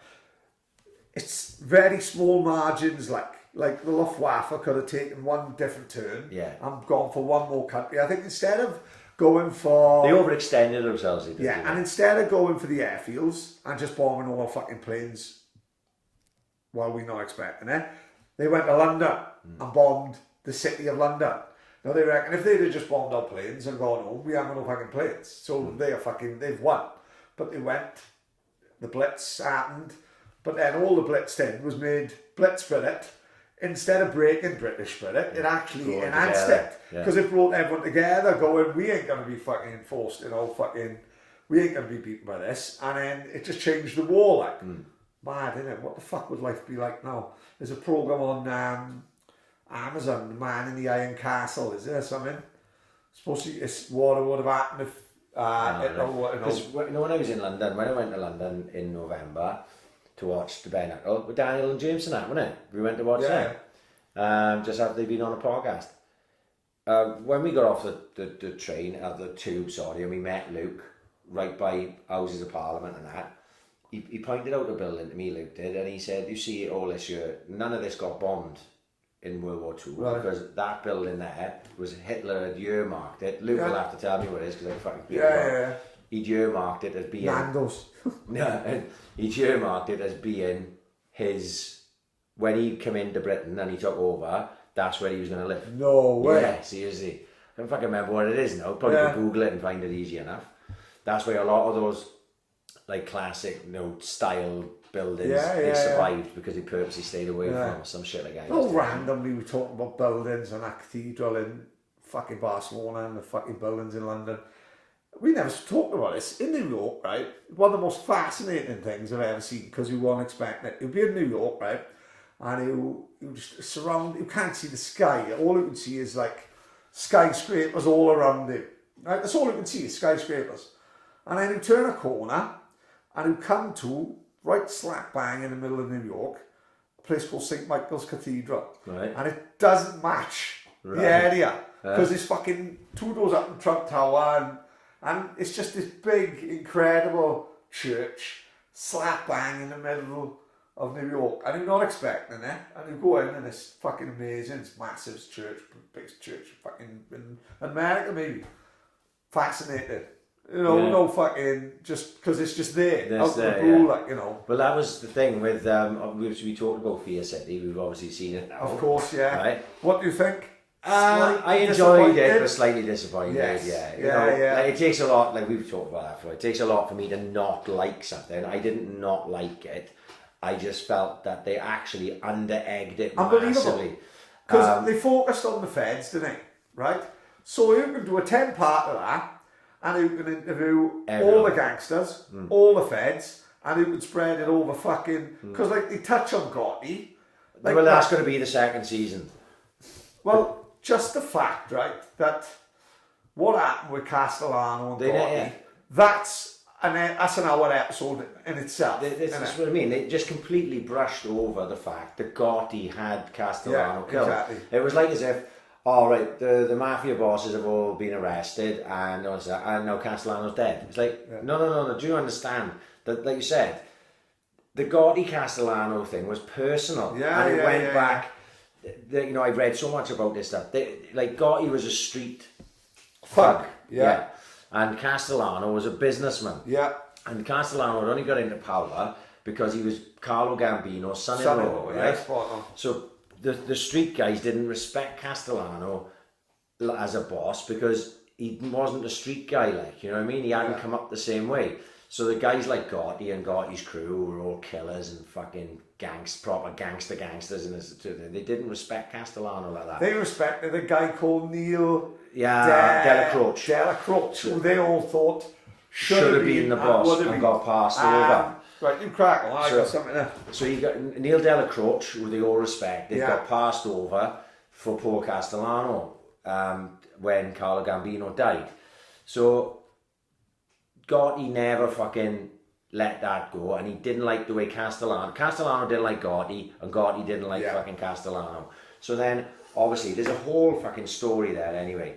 Then obviously all of the bosses got nicked all at the same time because they'd been recording them talking and shit, and Gotti then saw that as his opportunity to fucking kill Castellano and become then de facto boss just by taking over by force, really. Like I say, there's a whole story there. They didn't even mention it.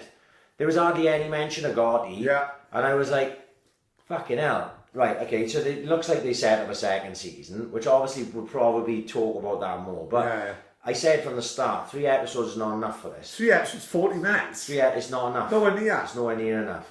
But it did have good points, right? And the stuff that I'd never really considered before, I'd read about it, but not really understood the scale of it, was the skyscraper stuff with the concrete firms that the mob had control of. Ridiculous. How much control and how many millions were flying through there every week. Unbelievable. How much control they had in New York City. The concrete club and that. And like just because you mentioned Trump Tower, and you know, Trump Tower was built with the mob's concrete. Money. You know what I mean? Unbelievable. It's fucking unbelievable. Unbelievable how street hoodlums can like get that much power just through force, isn't it? Really. You know, none of these fuckers are in university having degrees and shit. Street smart. Street smart, like, you know what I mean? Using power and fucking wealth to get... It's a fascinating fucking city, like, you know, how cheap some of those men think of life, right?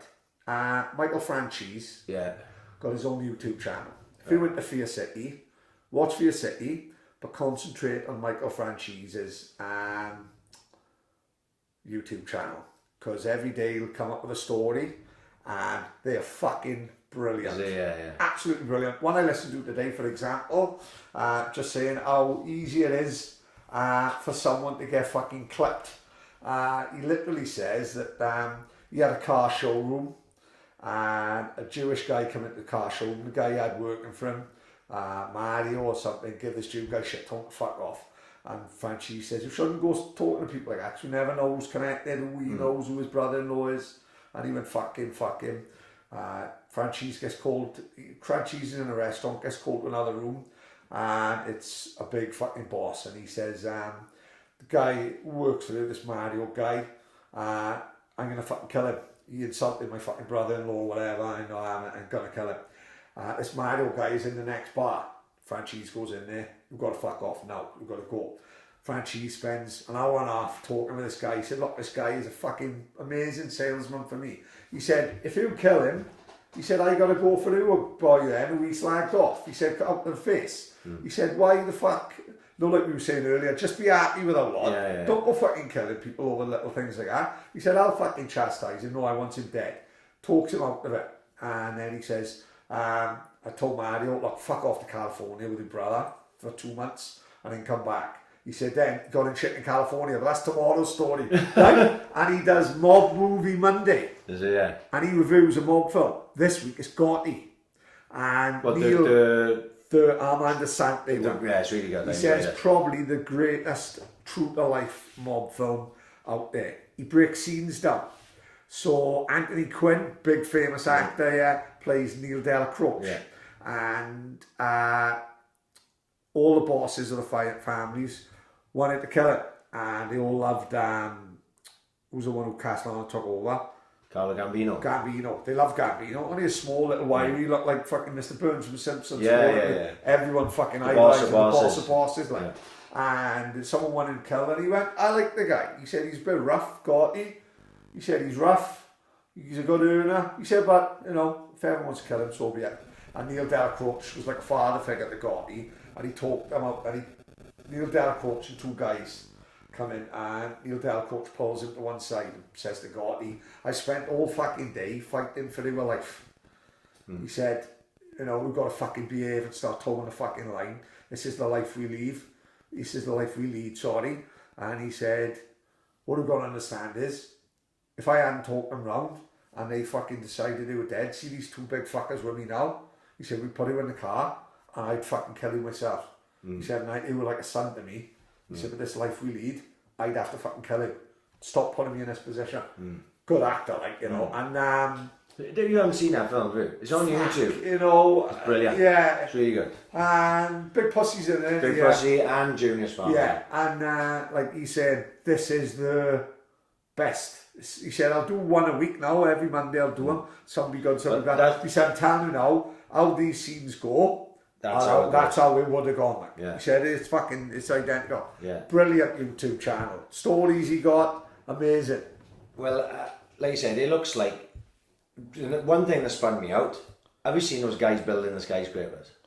What, they just, no scaffolding, no harnesses, and they fucking unbelievable. They're all like a junkie Spider-Man in Griffith John Street, remember he's climbing up, fucking make no one harness. I'm like, get slayed up to the side. It's like the fucking door wall, isn't it? Like a geezer. None of them have got chalk in their hands, fuck up. What are you doing, like, and sandwiches and all just that? Walking across a beam like as if it was nothing. How many people must have fucking died there? Incredible. But you know? The other thing, like I said, there was so much missing.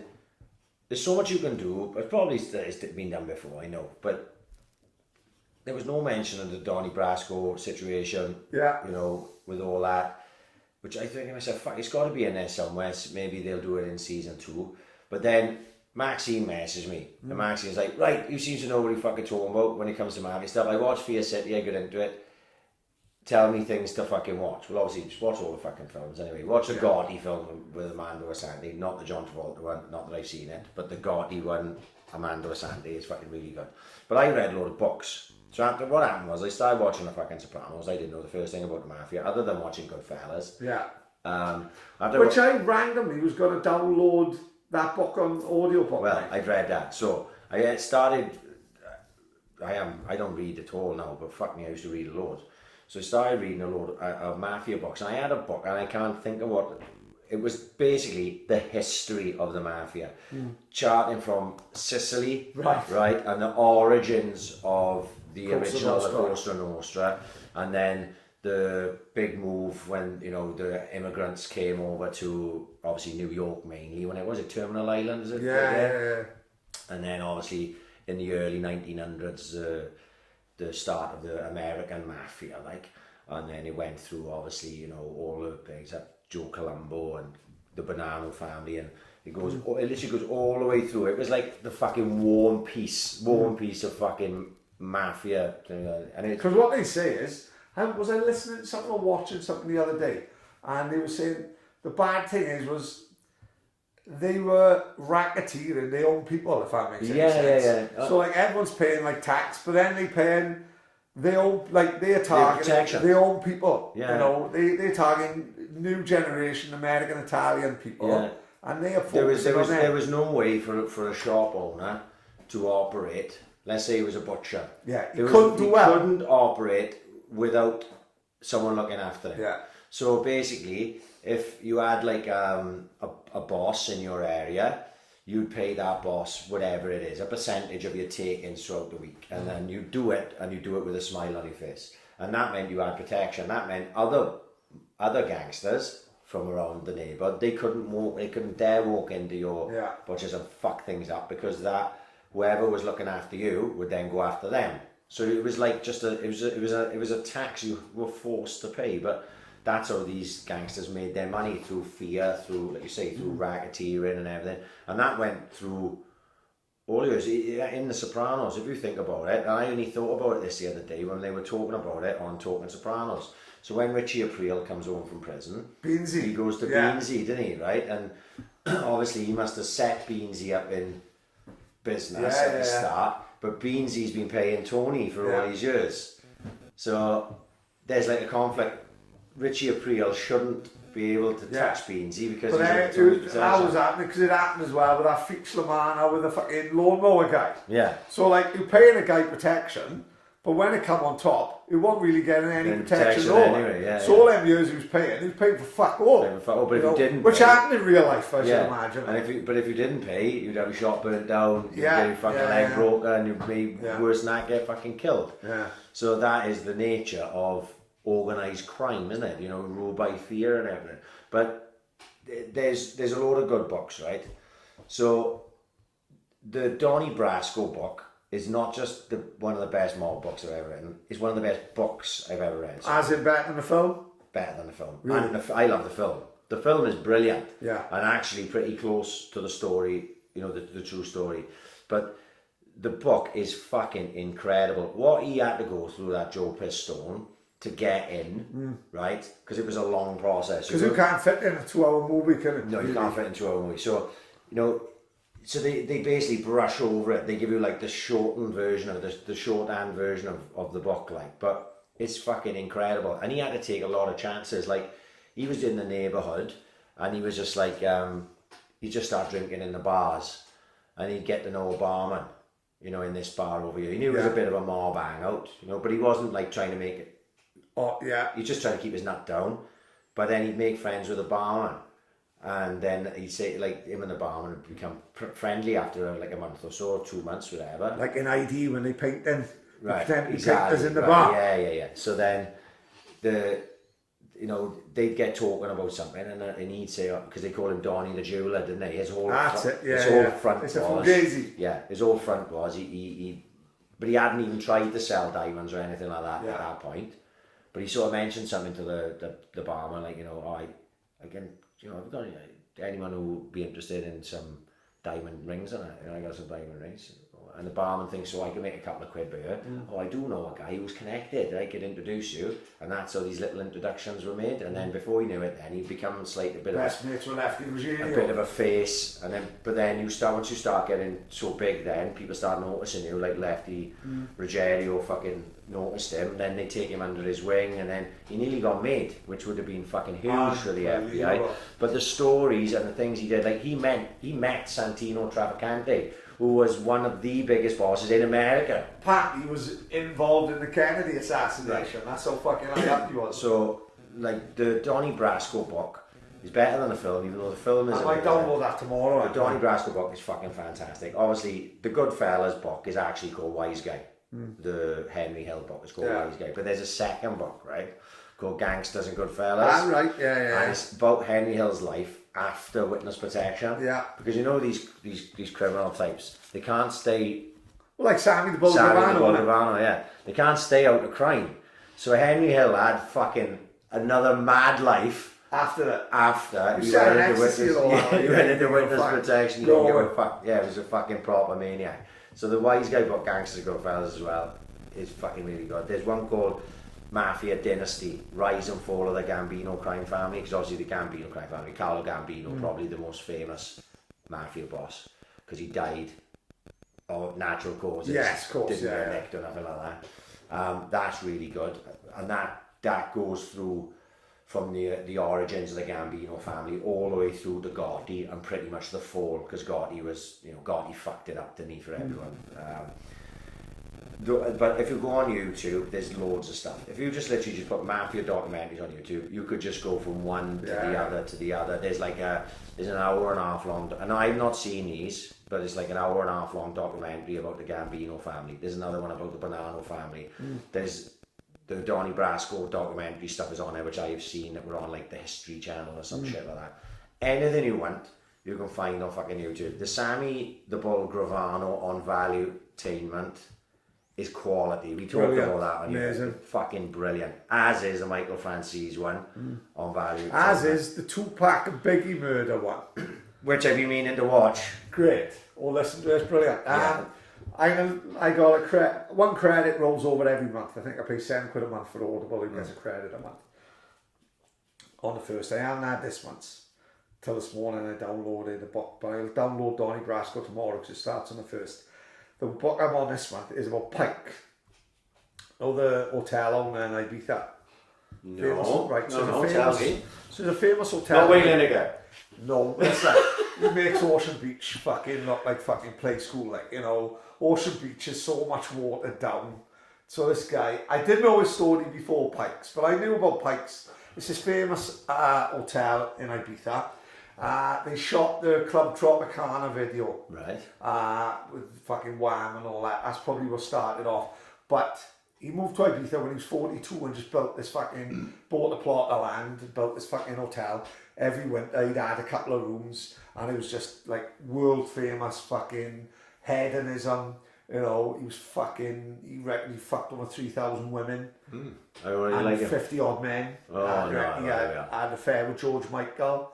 And he basically fucked everything that moved. The forward in the book, when the book was off great, you had one businessman saying Pike is like the fucking Rockefeller of the hedonism generation, and then had a forward of Grace Jones, the biggest cock I've ever had inside me. Brilliant. So this guy, so this geezer, like, he was British.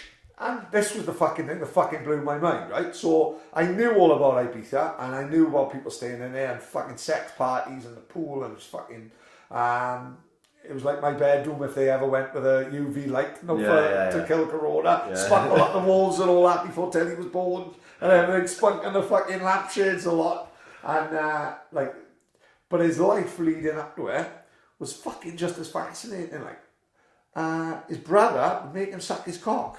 So his brother's gay, and he would like bully his brother, make him suck him off, which is fucking hell of a start. This is how he said, you know, sex was like nothing to him, like, you know, it was fucking, so like fucking men and women, he didn't give a fuck, because like, it was like brought up as a childhood, like, and moved to Australia, and he was a really successful businessman, travelled around the world on a boat, and I haven't even got to Ibiza yet, but the life he lived before it.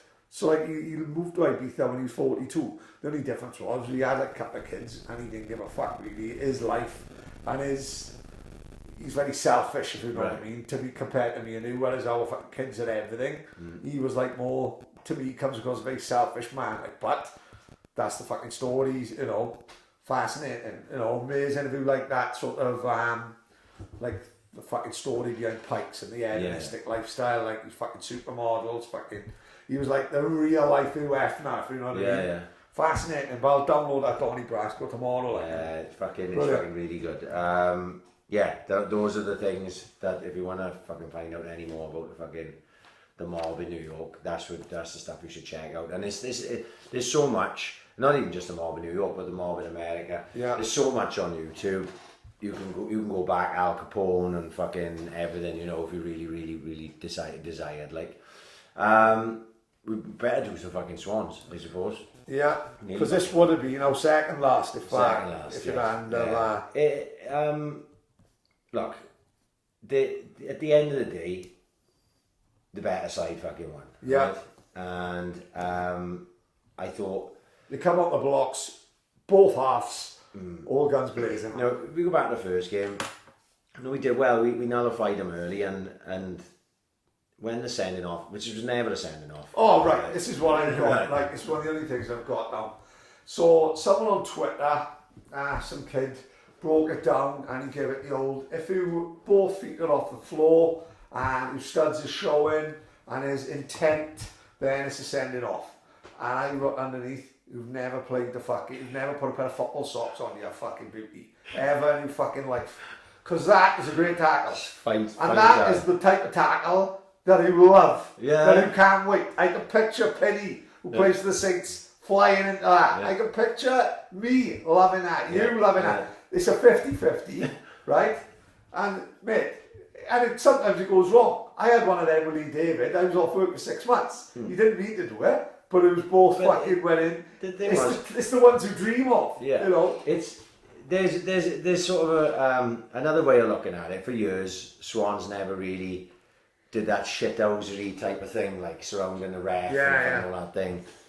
And we've got a bit of that in us, a little bit more this year. And you could see, I saw Connor Roberts see that guy come in and Connor Roberts knew he weren't going to win that tackle, right? So Connor Roberts rolled the tackle and went down like he'd been planted. I thought from one angle, Connor Roberts is fucking 2-footed him. Jumped over, yes. But immediately, before the ref have even got time to think, We had Van der Horn, fucking Yeah. they're all around him screaming, and that influences the fucking ref. Yeah. So then it influences the game. And obviously we battered them after that. We really needed a second, 2-0 is a different game. 2-0 is a different game. Still fancy Brentford, mate. And then they came out, and I was just like, right, let's just nullify them for 15-20 minutes. Boom, once he got the early goal, I went, this not looking good. Nice little player, that boy up front for them, man. Yeah. Well, they got a couple of nice players. Yeah. And Ollie Watkins. Ollie Watkins, good player. And Ben Rama's good player. Yeah, a couple of good So players. they got a good side, and they are a better side than us. Like I said, I've said a number of times, they were the best side I've seen at the Liberty this year. They fucking took us apart. They deservedly went through. The positives for the Swans, though, was obviously we got somewhere where we didn't think we were going to fucking get. Elver over 2 games. Elver, and actually, after going 3-0 down, we come live, eh? we had a fucking goal. Great You finish, know what I mean? Good player. Well, the thing is, see, he was hardly in the game. Him and you weren't influencing the game at all. But the sign of a good player is you don't even have to be involved in the game to still make an influence. So he had one chance. Boom. Yeah. That's not easy to do what he did. No, it's not. Right? And he's calling Spurs to win the league. He's that type of player. Like he's very talented. And what's sad is that that's the last we'll probably fucking see of him now. You know, because I think if we go up, we possibly keep him. Yeah. You know, maybe don't be allowed to be selected during the Liverpool game, but and I think it'll be the last we see of AU, and the last we see of a number of fucking players. And I doubt, sadly, that we'll be any better. You know what I mean? Looking at, everyone's going to be in financial constraints. We were in financial constraints anyway, and now you're talking about no money coming through the fucking door with gate receipts or anything. Scary. You know, who can you go and afford and buy? It's the only thing is everyone going to be in the same boat? Everyone should. So this is like, right, this is how we go to you go to Koopman who say, right, let's see what fucking contacts we got, son, and let's see how good you are, because this is, it's basically saying to swimming who proving himself, and he's going to back himself, I'm sure, if he fancies himself as a manager.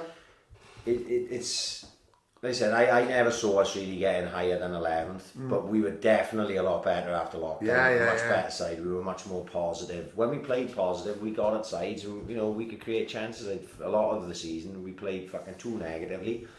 And I think hopefully, if he's a good coach, he'll realise now. Oh, how do we do so well at the end of the year? But we were fucking crap for the first 2/3 of the fucking season because we weren't positive enough. So. He's done well. He's done overachieved. I think as a club they've overachieved because I said they wouldn't get any higher than 11th, and we've ended up finishing what was it? 6 or whatever. So they've done much better than I expected, and hopefully he can take the positivity on. Sadly, we're not gonna have the fucking players. Like I wrote these things down. Fucking player of the year. Probably have to be Andre Ayew over the course of the season, but a special mention for fucking Rian Brewster, obviously, who just rejuvenated us when he came in. He'll always be someone now that I look upon fondly. When Barini came in, and Barini always was brilliant for us. Where the fuck is he now? No matter where Barini played, I wanted him to do well, as long as he weren't doing well against the Swans, and I think Brewster will have that same... we'll have that same sentiment for Brewster as Swans fans. McBurney. We always, he plays Sheffield United now, not Swans player. Still has a little look. Yeah. Still, if anyone's going to score on a Saturday You'd afternoon in the rather Premier him- League, rather be rather be him. him. Yeah, Rather yeah. be him than fucking any of the other Sheffield United players. Yeah. On another positive for the season, I thought that Bango was, you know, people seem to forget that he's like 19 or 20 years of fucking age because he's a big old boy, like, and he's had and I see on Twitter, I know we can't take Twitter for much because most people are fucking plonkers, but you know, people have had a go at him and all that, and I think he's been thrown in a fucking deep end as a 19, 20-year-old fucking kid without really that much experience around him because Van Dorn was injured for a large part of the season.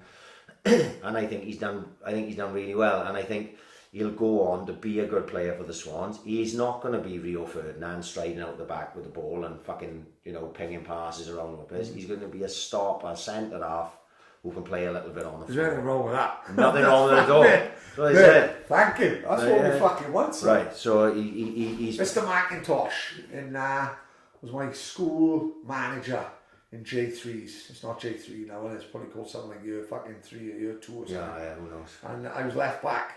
One player of the year as it happens. And his motto, if in doubt, kick it out. Yeah. And you know what? Fucking got off really well sometimes as a defender. And actually, randomly, now you say that, Martin Keown was on TalkSport today. Right. And they were, there's this Mark Hughes thing on. Oh, he does all strikers, doesn't he? Yeah. Okay, so they asked Martin Keown what it was like playing against Mark Hughes, and he said, I used to enjoy playing against Mark Hughes because he was very honest. Yeah. He said, I knew that he was going to give it to me, Yeah. and he knew I was going to give it to him. Love that. And there was no problem, like type of thing. We shook hands and we just got on with it. He said he never fell over for nothing. You know, he was a very honest fucking player. And they were talking then on a different subject about John Stones, because Man City had signed Nathan Aki, of John Stones potentially moving on or something along their minds was, and they was saying about, you know, he said, well, where's all the great centre halves now? There's none. He said there's none. He said there's like John Terry and Rio Ferdinand and he said there's no real centre halves anymore like I was or Tony Adams. He said everyone got to be able to play total football. Van Dijk is obviously the exception to the rule, but what's wrong with having a centre half who just fucking heads it and makes tackles? No, stops the ball within a fucking net. I'd love to have had a podcast when Wenger was winning titles. Is he another fucking fraudiola? When you look back, and I was thinking about this because I heard Martin Keown on there, and you look at Wenger's great teams. They were all won. They were all winning stuff with George Graham's back four, right? Could Wenger have built that back four? Probably not. Because if you notice, when all them retire, Arsenal's back four go fucking terrible, right? Going forward, we're great. But they're going forward with a back five of Bold, Keown, Adams, Winterburn and Dixon. And when Winterburn went, Ashley Cole come in. But there was a second defence. Go on. There was Wenger's defence. Name up. Ashley Cole, I'll give you that one. Lauren, Nice. Colo Torre and Sol Campbell. Yeah, you just find Sean down the flames. Yeah, I'll take. Yeah, that's fair. It's obviously we were as a defence. I wouldn't personally pick that defence over. But it's still good. It's still a very good defence. Ashley Cole, obviously, great player. Great player. Lauren, Sol great Campbell player. was fantastic for Arsenal. So you know, like you say, he did manage to build his own defence there. After them, though. You know, that you look at it now, fuck me, how that David Luiz gets a fucking game, honest to God, every time I see him, he drives me around the fucking toast. It goes to show, I know we don't watch enough football leagues throughout the world, right, okay, but you've got to look at the Premier League and say, like people say, the standards drop, like, irrelevant to the standard, football to me is football, football is football, I've got years, got bad years, but football is football, right? Look, Arsenal finished 9th, right? What a fucking tough league that is, then. You know, when you look at that league next year, yes, City and Liverpool are going to be favourites, but you could see United being thereabouts, if they sign another few in summer. Leicester will not, you know, they won't be challenging, but they top four, you know. Wolves, good side. Yeah. And you're looking at that, Spurs, you know, celebrating finishing 6th, and you're like, fucking hell, we might not be the best. Definitely the most competitive. You know, you're going as far down as 9 with top sides. You know, as far down as 9. Yeah. It's a fucking, you know. Yeah. Just quickly finish on the Swans. Biggest disappointment of this season, without a shadow of a doubt, is Selena. I really big fan of him, but he's just done fuck all this year. I don't know. Is he getting a chance? He's not had a chance, but then I like it when you read into the things Cooper have said. It's like as if his attitude isn't right, and I think if you're a fucking professional footballer, you should be a fucking professional footballer. You should be a professional. That's the whole term, isn't it? Anything you do should try and be professional at it. So even if he doesn't want to be here, his way of getting out here should be the best player, being the best player you can fucking be. Because the talent is there, Because the talent is there, the ability is there. Yeah, It's just seemingly the desire isn't quite there. Obviously, a bit disappointing season for Joe Rodon as well, who was injured for large parts of it, and actually would probably mean he stays with the Swans next year because of his injury thing. Actually, randomly out of the blue, Chile messaged me last week and sent me a bet that one of the boys from Portena called Brent Thomas. Oh, Brent, well, right, had made. Or after the Swans Stoke game, it was Swans to win by 3. Sorry, not Swans Stoke. Swans. The day that they managed to win. Swans win by 3, Stoke win by 3. Tenner won on 915 quid, right? So Chili said to me, I misread it, but I thought Chili said he's working in Buckingham Palace, as in Chili's working in Buckingham Palace. Oh, right, yeah. AIC effect for JMW. Yeah, exactly. Working in Buckingham Palace. Chili's there fucking having the tools up with a 14-year-old with Prince Andrew. And he said, no, you twat. He said, my mate Brent Thomas, he's the one who's in Buckingham Palace, and he listens to the podcast, so I just thought I'd give him a He's a good boy, Brent. I know his old man well. Like, yeah, he's a good boy. But that's the Swan season. Who the fuck knows? You can't predict, because nobody knows where we're going to be as regards to financially, who we can sign, who we're going to keep, who we're going to sell, who we're going to be, forced to not be able to renew their contracts. Fucking, there's a whole lot of things up in the air. So let's get back to fucking see what happens comes whenever the season starts. When the fucking hell's the season? Well, the Scottish season started Saturday. What? The Scottish season started Saturday. Fucking crazy. I don't know where I am. I'm fucking just bought a dodgy box of the Champions League for the month of August. So I'm looking forward to that. Fucking great. So when did the Scottish season finish? Did it finish before lockdown? They just called it off, didn't they? They didn't go back up, they just gave it to Celtic. Do you know what I mean? Was Celtic that far ahead? Yeah. So were they far enough ahead so you don't asterisk them? Because I did hear today. Chile will asterisk them. Chile got another one. That's why he's working at Buckingham Palace, when he strutted up with the Union Jack flag round his head and everything. So Celtic, if they win this is the 10th season, it's the 10th. And the only time they'll ever be done, see? Yeah. So it's a big year, it's a big year. I can't see anything but, Celtic. Yeah. But look, before they had a winter break, Rangers were 2 points behind with the game in hand. That's tight. Yeah, they fell That's apart, there. That's fucking there. To me, if Rangers are challenged up to the end, then you say, right, fucking Gerrard's, which I think you have done a good job.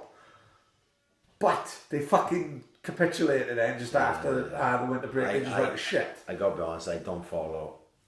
I know I have. But, this is a big year, like with the 10 and all that. First time it'll ever happen. It's a fucking FA Cup final tomorrow, mate. I know. Crazy. There's loads on tomorrow. It's FA Cup final. Yeah, cheese my egg that I love. And the boxing. Yeah. You see Eddie and swore on live TV. Awesome, amazing. It's probably going to get cancelled now. I just don't know. Yeah. He's like he didn't say nothing else. What did he do? Have you seen it? No. Yeah, I've seen it, but what was he thinking? Come on, motherfucker! Yeah. What was he thinking? What are you thinking anyway? Fucking hell, Eddie. It's fucking 90s as fuck. Not a great reference, is it? Fucking hell. I saw it. I was like, did he You just gotta love Eddie. I don't give a fuck who you are. You gotta love him, man. What a big deal. He's not even a fucking up-to-date reference, like, isn't it? Fucking hell, eh? But I'm on the Raz all day tomorrow with Louis, so we are on the barbecue. Second time I've ever seen him since lockdown. Is it raining? I fucking hope not, and if it is, I don't give a fuck. I'll be sat out there with my umbrella. Yeah, why not?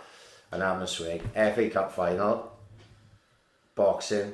Amazing, great fight that. Yeah, there was some good fights on there. Anyway, you know what I mean? It's a decent little fucking card. Last week, Till Whittaker, thoroughly enjoyed. I only saw the highlights. I Nice, didn't see the good full fight, fight. good. Yeah, it was good, and it seemed like Whittaker won, but from the highlights on. Yeah, it but seemed a tough fight. I love till after it when he says, "Don't bother me losing," something like that. Some will give it to me, some will give it to him. I'm still one of the best. I'll fight him again. I'll fight Adesanya. I like his attitude. It's more like fuck me. I don't know how it took me so long to watch. I watched the Roberto Duran documentary on Sky Documentaries. I Am Duran. Fucking hell. One of my favourite. I haven't watched it yet. It's incredible. Story I knew anyway, because he is one of my fucking favourite fighters, like. But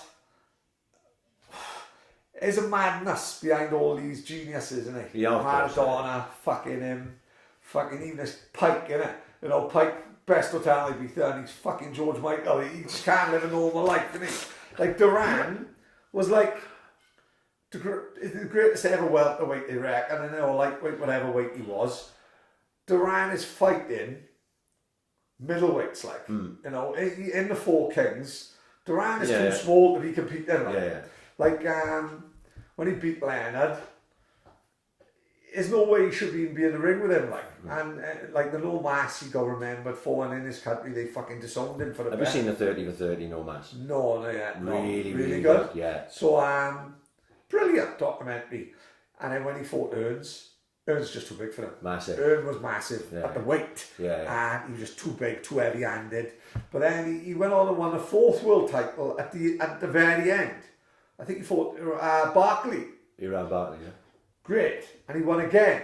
It's a great documentary. You've got to watch it. He's still one of the people in Panama, like. Yeah. Going around playing pool, having a drink, playing dominoes. Well, on a 30 for 30 no mass, they go through his first win over Leonard. Yeah. They show a lot from that fight, and obviously at the end, where Leonard puts his hands up, he whacks his hands, nasty cunt. Yeah, and it goes through. It's really good. I watched that a while back. Really good documentary. That I hadn't really I've seen sort of those fights previously. Obviously, seen Hagler and Hearns more than I fucking everyone's seen that about 10 times. But I don't think I'd ever sat there and watched Sugar Ray Leonard and Roberto Duran, the first one. I knew about the no mass thing, but I don't know if I'd ever seen the fight. It was a fucking great fight. Brilliant fight. Sugar Ray Leonard was a bad motherfucker. He was a nasty fucking.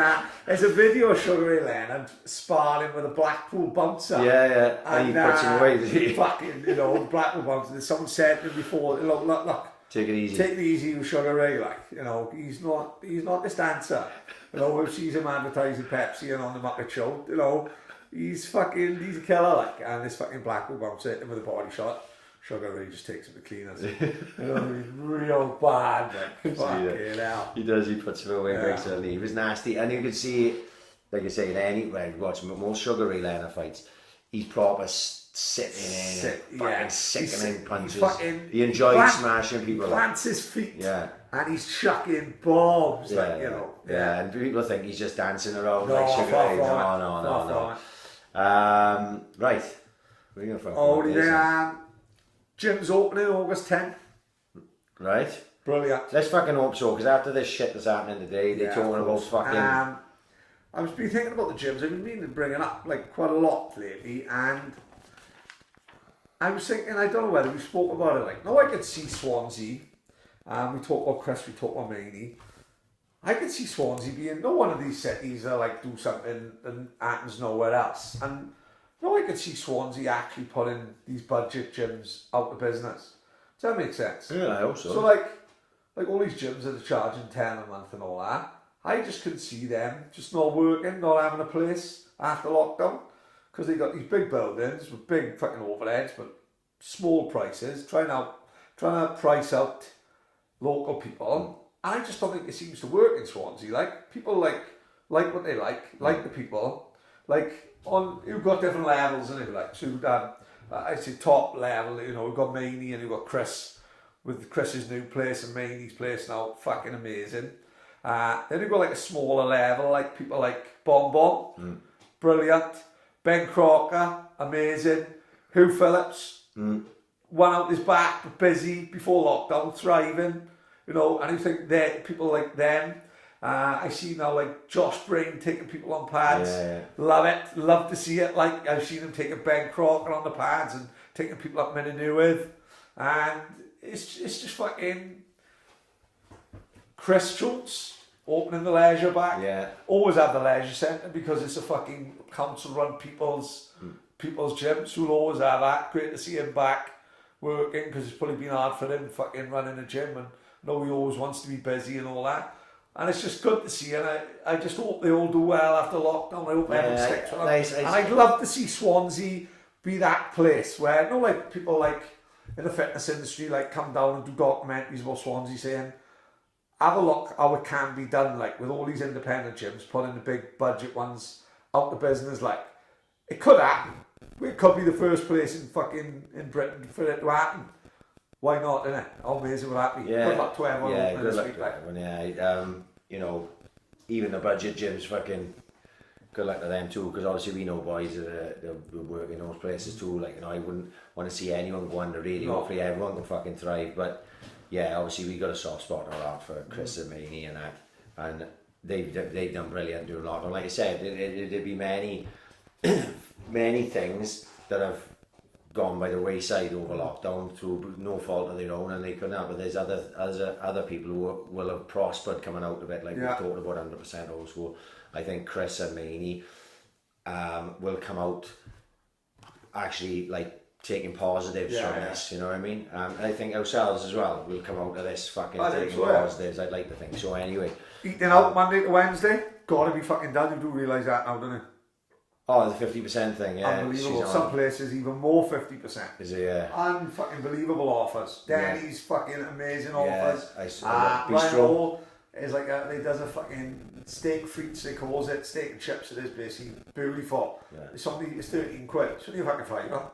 Yeah. Mate, you've got to take advantage. You've got to at Denny's, you've got to at Daddy's, you've got to at fucking The Secret. Yeah. You've got to, Monday to Wednesday, there's no excuse for him not to eat out. You've got to. I'm fucking out every night of the week, I don't give a fuck. I'm out anyway. I'm fucking booking in the Rake and Riddle tomorrow. I'll be sitting in the rain eating my fucking chicken tikka baguette. I couldn't give a fuck. You know what I mean? Yes. Got to take advantage. Support your local businesses. The only thing that fucking McDonald's. The only thing that baffled me, they 50% off as well, mate. Oh, fuck off. Like they won opening the gyms and they won opening the gyms and they won opening the gyms, but they gave a new Big Macs for fucking 85 pence. Like, it was baffling me for look, none of it makes sense, innit? It's like we've always said, story got to make sense, and this story don't make fucking sense. Drakeford Sons and Knots could write the coup. It generally is. It generally is. Like Drakeford Son is in prison for nonsense, a 13-year-old kid. Unbelievable. God. I'm not scared of him. Scared of the Clintons. Not scared of that fallout cunt. You fuck. Unbelievable. Yeah. He's a bit closer to us. Yeah. Anyway, before we fucking sign out for a little fucking break, just a few people I'd like to thank, and on Paddy's behalf as well, obviously. Obviously, Mike Watts, who uploads all our nonsense to YouTube. So it'll be there forever for us. Yeah, alright. Thank you, Mike. It takes a bit of graft just to fucking... Third member. The third member of AIC. The fourth member of AIC. Oh, of course, yeah. Is obviously Sniffer Kelly. Yes. We'd like to thank... apart from completely trying to debunk every single conspiracy theory we've ever come up with, has done a lot of photoshops for us, especially most recently. Big shout out to Nicky Manson as well. Nicky Manson done a few as well. And Mitchell Powell as well, who've done a few. Anyone who's prepared to help us out will get a thanks.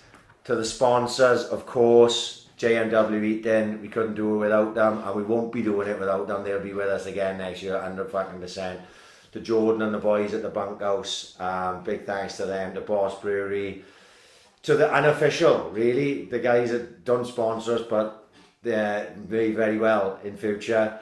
To Leon, everyone at Denny's, to Dario, to the boys 100% old school, everyone who's played a part in especially this lockdown period, if it's just chatting to us, or just saying kind things, or if we've helped you in any way, look, we've all helped each other out at the end of the day, I think, when we over this period, because it ain't been easy for no fucker, and we've all had our ups and downs. So if this podcast has helped you in any single way, then I'm glad to have fucking helped. I think Paddy would second that. If it's just a bit of idiocy for fucking couple of hours every fucking week of us two twats not trying to take things too fucking serious. But we got to have a little fucking extended break, because sometimes you need to go away and come back. Season 4, or we'll have to do like a Sopranos cover, like with Photoshop. Yeah. And we'll have all the fucking, like the Sopranos season 4 box set. There we are, that idea just come to my head now. Sniffer, get on it. We're getting the fuck out here, Paddy. Yeah, great to see you as always, Kev. Yeah, it's been a fucking pleasure. I'm going to barbecue tomorrow and go camping end of the fucking month. We're going to do some shit and we're going to have a little fucking break. So for the last time, for a little while anyway, and for season 3 of AIC, we're going to say peace, Pad. Have a good summer, lads, and see you in September. Let's get the fuck out of here.